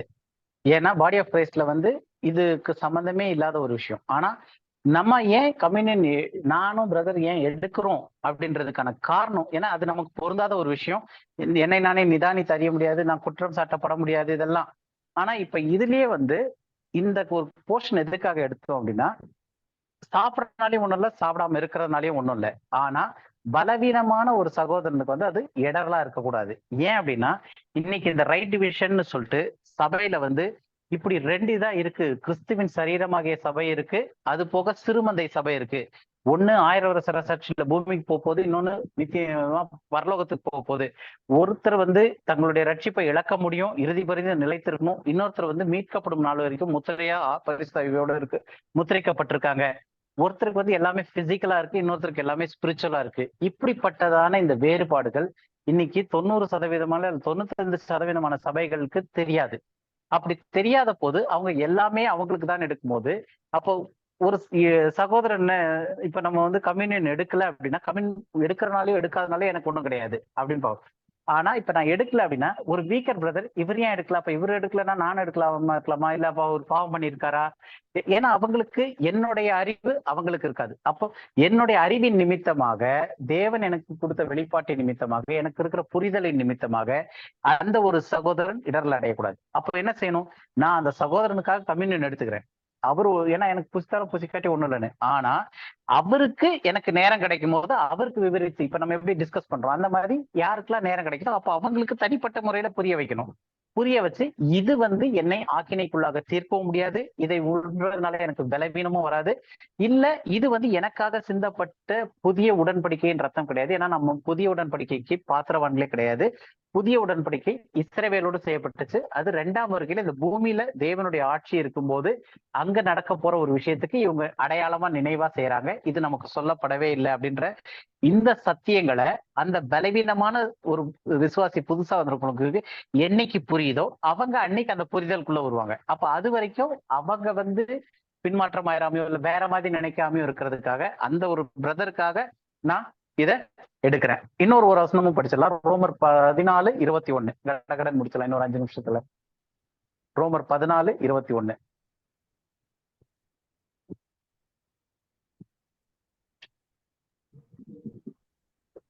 ரோமர் 14:21. மாம்சம் புசிக்கிறதும் மதுபானம் பண்ணுகிறதும் மற்ற எதையாகிலும் செய்கிறதும் உன் சகோதரன் இடறுவதற்காவது தவறுவதற்காவது பலவீனப்படுத்துகிறதுக்காவது எதுவா இருந்தால் அவைகளில் ஒன்றையும் செய்யாமல் இருப்பதே நன்மையாயிருக்கும். சோ இதேதான் முன்னாடி என்ன கான்டெக்ட் படிச்சோமோ அதே கான்டெக்ட்கான இன்னொரு வசனம் தான். ஒரு சகோதரன் பலவீனமான இருக்கிற சகோதரன் இடர்லாயிராம என்னை பார்த்து என்னால இடர்லாவாம இருக்கிறதுக்காக அவருக்கும் அந்த அளவா அந்த லெவலுக்கான டீச்சிங் வருவ வரைக்கும் அந்த அளவுக்கான தேவனுடைய அறிவு வர்ற வரைக்கும் அந்த ஒரு புரிதல் வர்ற வரைக்கும் நானும் அவருக்காக வேண்டி இந்த போஜனபானம் பண்றதுனால எனக்கு ஒன்றும் ஆயிடாது. ஆனா எப்படி பண்ணக்கூடாதுன்னு ஒரு விஷயம் இருக்கு. ஏன்னா எல்லாமே பண்றது எனக்கு ரைட் தான். ஆனா இப்ப அவங்க நிதானித்தறிந்து தன்னை தாங்களே நிதானித்தறிந்து எடுங்கன்னு சொல்றாங்க. அப்ப அந்த மாதிரியே நான் மற்றவங்க சபையில இப்போ 100 பேர் இருக்காங்கன்னா 100 பேரும் அழுது ஆண்டவரேன்னு பாவ மன்னிப்புலாம் கேட்டு எடுக்கிறாங்களா? நான் அப்ப அந்த மாதிரி எடுக்கிறது கிடையாது. அப்ப நான் எப்படி எடுக்கிற கம்யூனியன் நான் எப்படி எடுக்கணும்? இல்ல பாடி ஆஃப் கிரைஸ்ட்ல இன்னைக்கு இருக்கிறவங்க கிருபையின் காலத்து சபையில இருக்கவங்க ஒரு இடத்துல கம்யூனியன் கொடுக்குறாங்க. அங்க வந்து புதுசா போனப்ப இவ்வளவு ஒரு புரிதலான டீச்சிங் சொல்ல முடியாது. அப்ப அவர்களுடைய நிமித்தமா நான் கம்யூனியன் எடுக்கிறேன் அப்படின்னும் போது நான் எப்படி எடுக்கக்கூடாது? ஃபர்ஸ்ட் ஆஃப் ஆல் எப்படி எடுக்கக்கூடாதுன்னா 1 கொரிந்தியர் 11 சொன்ன மாதிரி நான் எடுக்கக்கூடாது. ஏன் அப்படின்னா என்னை நானே நிதானித்தறிய மாட்டேன். ஏன்னா சிலுவையில என்னுடைய எல்லா பாவங்களையும் கிறிஸ்து மன்னித்து விட்டார்ன்ற அறிவு எனக்கு இருக்கு. அப்ப அந்த அறிவு இருக்கும்போது என்னுடைய எல்லா பாவம் மன்னிக்கப்பட்டுருச்சு, நான் நீதிமான் ஆக்கப்பட்டுட்டேன் போது என்னை நானே நிதானித்தறிகிறேன்னு சொல்லிட்டு நான் வந்து என்ன பாவம் செஞ்சிருக்கிறேன்னு கேட்க மாட்டேன். ஏன்னா என்னுடைய எல்லா பாவமும் சிலுவையில மன்னிக்கப்பட்டிருக்குன்ட்டுன்னு எனக்கு விசுவாசம் இருக்கு. அதே மாதிரி நான் நீதிமான் ஆக்கப்பட்டிருக்கேன் கிறிஸ்துவோடு, கிறிஸ்துவுக்குள்ளாக தேவனுடைய நீதியா இருக்கிறன்ற புரிதல் எனக்கு இருக்கும் போது நான் வந்து கம்ப்ளீட்டா தேவனுக்குள்ள கிறிஸ்துவுக்குள்ள நான் பூரணப்பட்டிருக்கும் போது எனக்கு இந்த தாட் ப்ராசஸ் நான் என்னை நானே நிதானி தருகிறேன், இல்லை என்னை நானே நான் நியாயம் தீர்த்துக்கிறேன், இல்ல அபாத்திரமா ஒரு வேளை சாப்பிட்டா நான் வந்து இதாயிடக்கூடாது அப்படின்னு சொல்லிட்டு நான் வந்து ஒரு பாவ மன்னிப்போ அந்த அறிக்கைகளோ செஞ்சேன் அப்படின்னா அது வந்து அடிப்படையிலே என்னுடைய விசுவாசமே தவறா இருக்கு. சிலுவையில் எனக்கு இப்போ கிடைச்ச பாவ மன்னிப்புக்கே அது விரோதமா இருக்கு. அதனால அந்த மாதிரி எடுக்க மாட்டேன். அடுத்தது நான் அபாத்திரமாகவோ அல்லது ஆக்கினை தீர்ப்பு அடையறனாவோ இருக்க முடியுமோ அப்படின்னு நினைச்சு ஒருவன் அபாத்திரமா போகாமல் பண்ணால் அவன் ஆக்கினைக்கு தீர்ப்பு உண்டாகும் போட்டிருக்கேன். ஐயோ ஆண்டவர் என்ன ஆக்கினைக்கு தீர்ப்பு உண்டாயிடக்கூடாது, அதனால நான் எனக்கு தெரிஞ்ச வரைக்கும் மன்னிப்பு கேட்டேன், இன்னும் ஏதாவது தெரியாம இருந்துச்சுன்னா அதையும் மன்னிச்சிருங்க, தெரிந்தோ தெரியாமல் செய்த பாவங்களையும் மன்னிச்சிருங்கன்னு ஒரு டைலாக் வரும். அந்த மாதிரியான ஒரு காரியத்துல வச்சு நான் ஒரு மன்னிப்பை கேட்டு நான் எடுக்க மாட்டேன். ஏன் அப்படின்னா கிறிஸ்து என்னை தகுதிப்படுத்திருக்காரு, அவர் தான் என்னுடைய தகுதியா இருக்கிறாரே தவிர என்னுடைய சுயநீதியினால நாங்க வரல. அப்ப கிறிஸ்து வந்து எனக்குள்ள இருக்கிறாரு, அவரால தேவனுடைய நீதியா நான் மாறி இருக்கேன் அப்படின்னும் போது இந்த 2 காரியத்தையும் நான் செய்ய மாட்டேன். கம்யூனியன் எடுக்கும் போது ஒரு பாடி ஆஃப் கிரைஸ்ட செய்ய வேண்டியதில்லை. அதே மாதிரி நான் என்ன நானே நியாயம் தீர்த்தனாலோ இல்லாட்டி இந்த மாதிரி அபாத்திரமா போஜனம் பண்ண முடியும் அப்படின்னு நான் நினைச்சிட்டேனாலே சிலுவையில எனக்கு கிடைச்ச அந்த மீட்பை சிலுவையில இயேசு கிறிஸ்து நிறைவேற்றி முடித்த அந்த ஒரு ரட்சிப்பினுடைய காரியத்தை நான் விசுவாசிக்கவில்லை, இல்லாட்டி மறுதளிக்கிறேன், இல்ல நம்பல, இல்ல எனக்கு அந்த புரிதல் இல்லைன்ற அர்த்தமாயிருது. அப்ப அடிப்படையிலே என்னுடைய ரட்சிப்பிலேயே அது வந்து மாற்றம் கொண்டு வந்துருது. அதனால அந்த ஒரு புரிதல் இருக்கணும் அப்படின்றதுக்காக இந்த அப்போ 1 கொரிந்தியர் 11வது அதிகாரத்துல சொன்னக்கூடிய அந்த காரியத்தை வச்சு நான் எடுக்கிறது இல்லை. அப்ப ஏன் எடுக்கிறேன்னு பார்த்தோம் அப்படின்னா ஒரு சகோதரன் இடர்கள் உண்டாக கூடாது அப்படின்றதுக்காக நான் எடுக்கிறேன். ஆனா எந்த புரிதலோட எடுக்கிறது இல்லை அப்படின் போது இந்த மாதிரி நானும் ஆக்கினைக்குள்ள தீர்க்கப்படுவணும் அப்படின்னு சொல்லிட்டு பாவ மன்னிப்பு கேட்டு அழுது அந்த மாதிரி எல்லாம் எடுக்கிறது இல்லை. அப்ப எப்படி எடுக்கிறேன் நானு அதை கடைசியா பார்த்து முடிச்சிடலாம். அப்ப நான் எப்படி கம்யூனியன் எடுக்கிறேன் அப்படின்னா வித் அ தேங்க்ஃபுல் ஹார்ட், ஒரு நன்றி உள்ள இருதயத்தோட கூட. எப்படி ஒரு நன்றி உள்ள இருதயம் அப்படின்னு பார்க்கும்போது கிறிஸ்துவனுடைய சரீரத்துல அவயவமா இருக்கிறதுக்கு என்னை எப்போ தெரிஞ்செடுத்தாருன்னா உலக தோற்றத்திற்கு முன்பதாகவே. அப்போ உலக தோற்றத்திற்கு முன்பதாகவே பிரியமானவருக்குள் என்னை தேர்ந்தெடுத்து தேவனுக்கென்று என்னை தனியா பிரிச்சு எடுத்து என்ன கிறிஸ்துவனுடைய சரீரமாக சபையில அங்கமா இருக்கிறதுக்கு என்ன வச்சிருக்கிறாரு அப்படின்னும் போது இது என்னுடைய செய்கையினால கிடையாது, என்னுடைய கிரியையினால கிடையாது. ஏன்னா இது நடந்தது எப்பன்னா உலக தோற்றத்திற்கு முன்பதாக. அப்ப அந்த புரிதல்ல தேவன் உலகம் தோன்றுவதற்கு முன்பதாக என்னை முன்குறித்திருக்கிறாருன்னு நினைக்கும் போது எனக்கு கண்ணில் தண்ணீர் வரும். அந்த ஒரு நன்றியுள்ள இருதயத்தோட நான் இந்த இதை அந்த ஒரு தேங்க்ஸ் பண்ணிட்டு நான் எடுக்கிறேன். அதே மாதிரி சிலுவையின் மூலமா என்னுடைய எல்லா பாவங்களையும் மன்னித்து என்னை கிறிஸ்துவுக்குள்ளாக தேவனுடைய நீதியாவே மாற்றிருக்காரு. பாவம் அறியாத இயேசுவை தேவன் எனக்காக பாவமாக்கி அந்த ஒரு காரியத்தின் மூலமாக தேவனுடைய நீதி என் மீது வைக்கப்பட்டு நானே கிறிஸ்துவுக்குள்ள தேவனுடைய நீதியா இருக்கிறேன். அப்ப என்னுடைய சுயநீதியை வச்சு வரணும்னு தேவன் சொல்லியிருந்தாருன்னா என்னால ஒண்ணுமே செய்ய முடியாது. பரிசேயர் சதுசேயர் காட்டில அவங்களுடைய நீதியோட உங்க நீதி அதிகமா இருக்கணும்னா அது ரொம்ப கஷ்டமான விஷயம். ஆனா தேவன் எனக்கு அவருடைய நீதியை வச்சிருக்கிறார் கிறிஸ்துவனுடைய சரீரமாகிய சபையில. அப்படி ஒரு ஸ்லாக்கியத்தை இந்த பாடி ஆஃப் கிரைஸ்டுக்கு கொடுத்ததுக்காக நன்றி சொல்லி அந்த ஒரு தேங்க் கிவிங் இருக்கும். அதே மாதிரி தேவன் கிறிஸ்துவுக்குள் அவரோட என்னை எழுப்பி என்னுடைய ரட்சிப்பை இழக்க முடியும் இல்ல ஆக்கினைக்குள்ளாகும் அந்த மாதிரிலாம் இல்லாம தேவன் கிறிஸ்துவுக்குள் என்னை அவரோடு கூட எழுப்பி உன்னதங்களிலே அவரோட உட்கார செய்து உன்னதத்துல ஆவிக்குரிய சகல ஆசீர்வாதத்தினால என்னை நிரப்பியிருக்காரு. அந்த ஒரு காரியம் எனக்கு வெளிப்படுத்தப்பட்டனால அந்த ஒரு காரியத்தினுடைய புரிதல் இருக்கனால நான் நன்றி உள்ள இருதயத்தோடு கூட இருப்பேன். ஏன்னா தேவனுக்குள்ள நான் உன்னதங்கள்ல என்னுடைய ஜீவன் மறைக்க வைக்கப்பட்டிருக்கு. கிறிஸ்து வெளிப்படும் போது மகிமையில நானும் அவரோட வெளிப்படுவேன். அப்ப இந்த ஒரு கம்யூனியனோ இல்ல இந்த ஒரு காரியமோ என்ன ஒண்ணுமே பண்ண போறது கிடையாது. அப்போ கம்யூனியன் எடுக்கும்போது ஒரு இடர்லா இருக்கக்கூடாது, ஒரு சகோதரன் இடர்லா இருக்கக்கூடாது, அவங்க சபையில இருக்கும்போது வேற யாருக்கும் பிரச்சனையா தோணக்கூடாதுன்றதுக்காக ஒரு கம்யூனியன் எடுக்கிறேன். ஆனா என்னை நானே நிதானித்திருந்து பாவத்தறிக்கைட்டு அந்த மாதிரிலாம் பண்ணோம்னா அது சிலுவையவே நம்ம விசுவாசிக்கலன்ற அர்த்தத்துக்கு வந்துடும். அதனால அந்த ஒரு காரியத்துக்கு போக மாட்டோம். அப்ப எப்படி எடுப்போம்? சும்மா எடுத்து குடிச்சிடறதா? இல்ல, எல்லாரும் ஒரு இதுல ஐக்கியத்துல இருந்து குடிச்சுக்கிட்டு இருக்காங்க. அது எனக்கு அப்ளையே ஆகல. இருந்தாலும் நன்றி உள்ள இருதுன்றது எனக்கு எப்பயுமே இருக்கும். நான் கம்யூனியன் எடுத்தாலும் சரி, இல்ல பிரியாணி சாப்பிட்டாலும் சரி, வீட்டுல இருந்தாலும் சரி, எப்பனாலும் சரி, இதை நினைக்கும் போது எனக்கு ஒரு தேங்க்ஃபுல் ஹார்ட் இருதயம் நிறைஞ்சிரும். என்னால் நன்றி சொல்ல கூட வார்த்தை இல்லாத அளவுக்கு. ஏன்னா நான் யாருன்னு சொல்லிட்டு தேவன் என்னை உலக தோற்றத்திற்கு முன்பதாக முன்குறித்து கிறிஸ்துவுக்குள்ள அவருடைய பிரியமானவர்கள் அவருடைய சரீரத்திலே அங்கமா இருக்கிறதுக்காக வச்சு அவ்வளவு ஒரு என்ன அவருடைய நீதியவே என் மீது வச்சு இப்படி ஒரு பிளஸிங்ஸ் இந்த பாடி ஆஃப் கிரைஸ்ட்ல கிருபையின் காலத்துல கொடுத்து இதை பவுல் மூலமா வெளிப்படுத்தி இதை எனக்கும் வெளிப்படுத்திருக்கிறாருன்னு நினைக்கும் போது அதை விட ஒரு தேங்க்ஃபுல் ஹார்ட் வேற எதுவுமே இருக்காது. அதை விட்டுட்டு ஸ்தோத்திரம் சொல்லிட்டு இல்ல அந்த மாதிரி அப்படி கிடையாது. இது அந்த இருதயத்துல இருந்து வரக்கூடிய அந்த ஒரு கண்ணீர், அந்த ஒரு தேங்க்ஃபுல் ஹார்ட். ஏன்னா நம்ம யாரு கிறிஸ்துவுக்குள்ள யாரு, நம்ம எப்படிப்பட்டவர்களா இருப்போம், தேவன் நம்மளை எப்படி வச்சிருக்கிறாரு அப்படின்னு நினைக்கும் போது அந்த ஒரு தேங்க்ஃபுல் ஹார்ட் அது வரும்போது அந்த ஒரு இருதயத்தோட கூட நம்ம கம்யூனியன் எடுக்கலாம். அதனாலதான் பிரதரும் நானும் ரொம்ப காலம் கம்யூனியன் எடுக்காம வந்தது. இப்ப ஒரு யங்கர் பிரதர் ஒருத்தர் வீக்கரா இருக்கிற பிரதர் அவர் வீக் ஆயிடக்கூடாது அப்படின்றதுக்காக கிறிஸ்துவ நிமித்தம் சரி அவருக்கு புரிதல் வர்ற வரைக்கும் இருக்கட்டும்னு சொல்லிட்டு எடுக்கிறோம். ஆனா 1 கொரிந்தியர் 11வது அதிகாரத்தின் படி எப்படி சர்ச்சில் படிச்சு அந்த ஒரு இது கொண்டு எடுக்க வைக்கிறாங்களோ அப்படி எடுக்கிறது இல்லை. ஆனா நமக்கு என்ன காரியங்கள் வேதத்துல இருந்து நமக்கு புரிஞ்சிருக்கோ அந்த காரியத்தின் அடிப்படையில ஒரு நன்றியுள்ள இருதயத்தை கூட நம்ம கம்யூனியன் எடுக்கிறோம். அது இந்த சபைக்காக எடுத்துக்கிறோம். இன்னைக்கு இந்த கம்யூனியன் பத்தி ஓரளவு கிளியரா இருக்கும்னு நினைக்கிறேன். வேற ஏதாவது கேள்விகள் இருக்கா? வேற ஏதாவது டவுட் இருந்துச்சுன்னா கேளுங்க. இல்ல புரிஞ்சிருக்குன்னா நம்ம க்ளோஸ் பண்ண டைம் ஆயிட்டு இருக்கு. வேற யாருக்காவது ஏதாவது கேள்விகள் இருக்கா இதுல? இல்லைன்னா உங்களுக்கு வேற ஏதாவது சந்தேகம் இருந்தா கூட நம்ம குரூப்ல நீங்க போட்டு விடுங்க. அதை நம்ம நெக்ஸ்ட் வீக்ல கிளாரிஃபை பண்ணலாம். இது முக்கியமா சிஸ்டர் ஜெசிந்தா அவங்க கேட்ட டவுட்னால நம்ம மெயின் டாபிக்ல இருந்து இன்னைக்கு ஒரு டீவியேஷன் பண்ணி நமக்கு கம்யூனியன் அப்ளை ஆகுதான்னு கேட்டதுக்கு நமக்கு கம்யூனியன் அப்ளை ஆகல. ஆனா மற்றவர்களுக்காக அந்த வீக்கர் பிரதர்ஸ் இதாயிடக்கூடாதுன்றதுக்காக நம்ம கம்யூனியன் எடுக்கிறோம். ஆனா எப்படி எடுக்கக்கூடாது, எப்படி எடுக்கலாம் அப்படின்றத நம்ம பார்த்துருக்கோம்.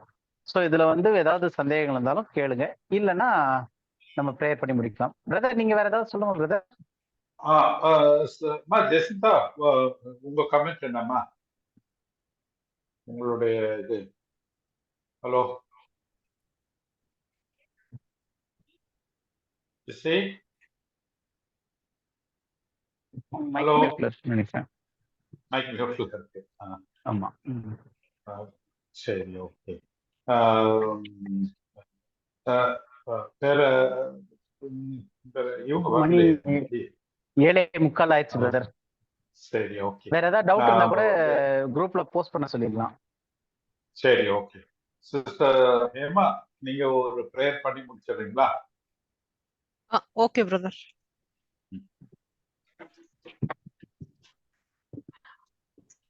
Dear Heavenly Father, we thank you, Lord, for this day that you've given us, Lord God, helping us to learn more about the communion aspect, Lord God, which we really wanted to know, Father God. Thank you for the scripture reading today, and thank you for the Bible study, Lord God. It has now become very clear for us, Father God, that we are no longer in the New Covenant or New Testament age, Lord.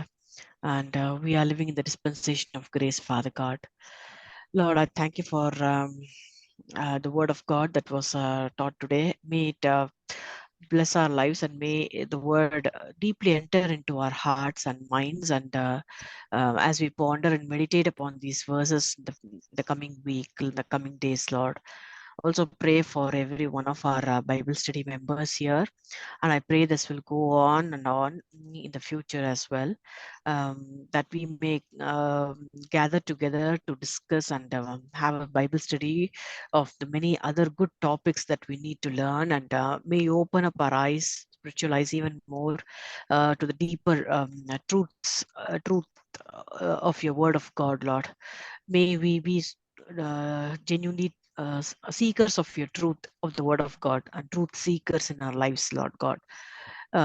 Thank you for we've known who we are in Christ today, Lord. Our position in Christ, our standing in Christ, and our identity in Christ. May we operate from that standpoint of our identity in Christ in our lives, Lord. We thank you for this blessed day. Pray for your grace to abound on this Bible study and take it further in the coming days, Lord. We praise you. We give you all the glory, Lord. In Jesus' name we pray. Amen. என் ஆத்மாவை கர்த்தரை ஸ்தோத்திரி, என் முழு உள்ளத்தின் நாமத்தை ஸ்தோத்திரி. என் ஆத்துமாவே கர்த்தரை ஸ்தோத்திரி. கர்த்தர் செய்த சகல ஆமென். Amen. Praise the Lord. Praise Thank the you. Lord.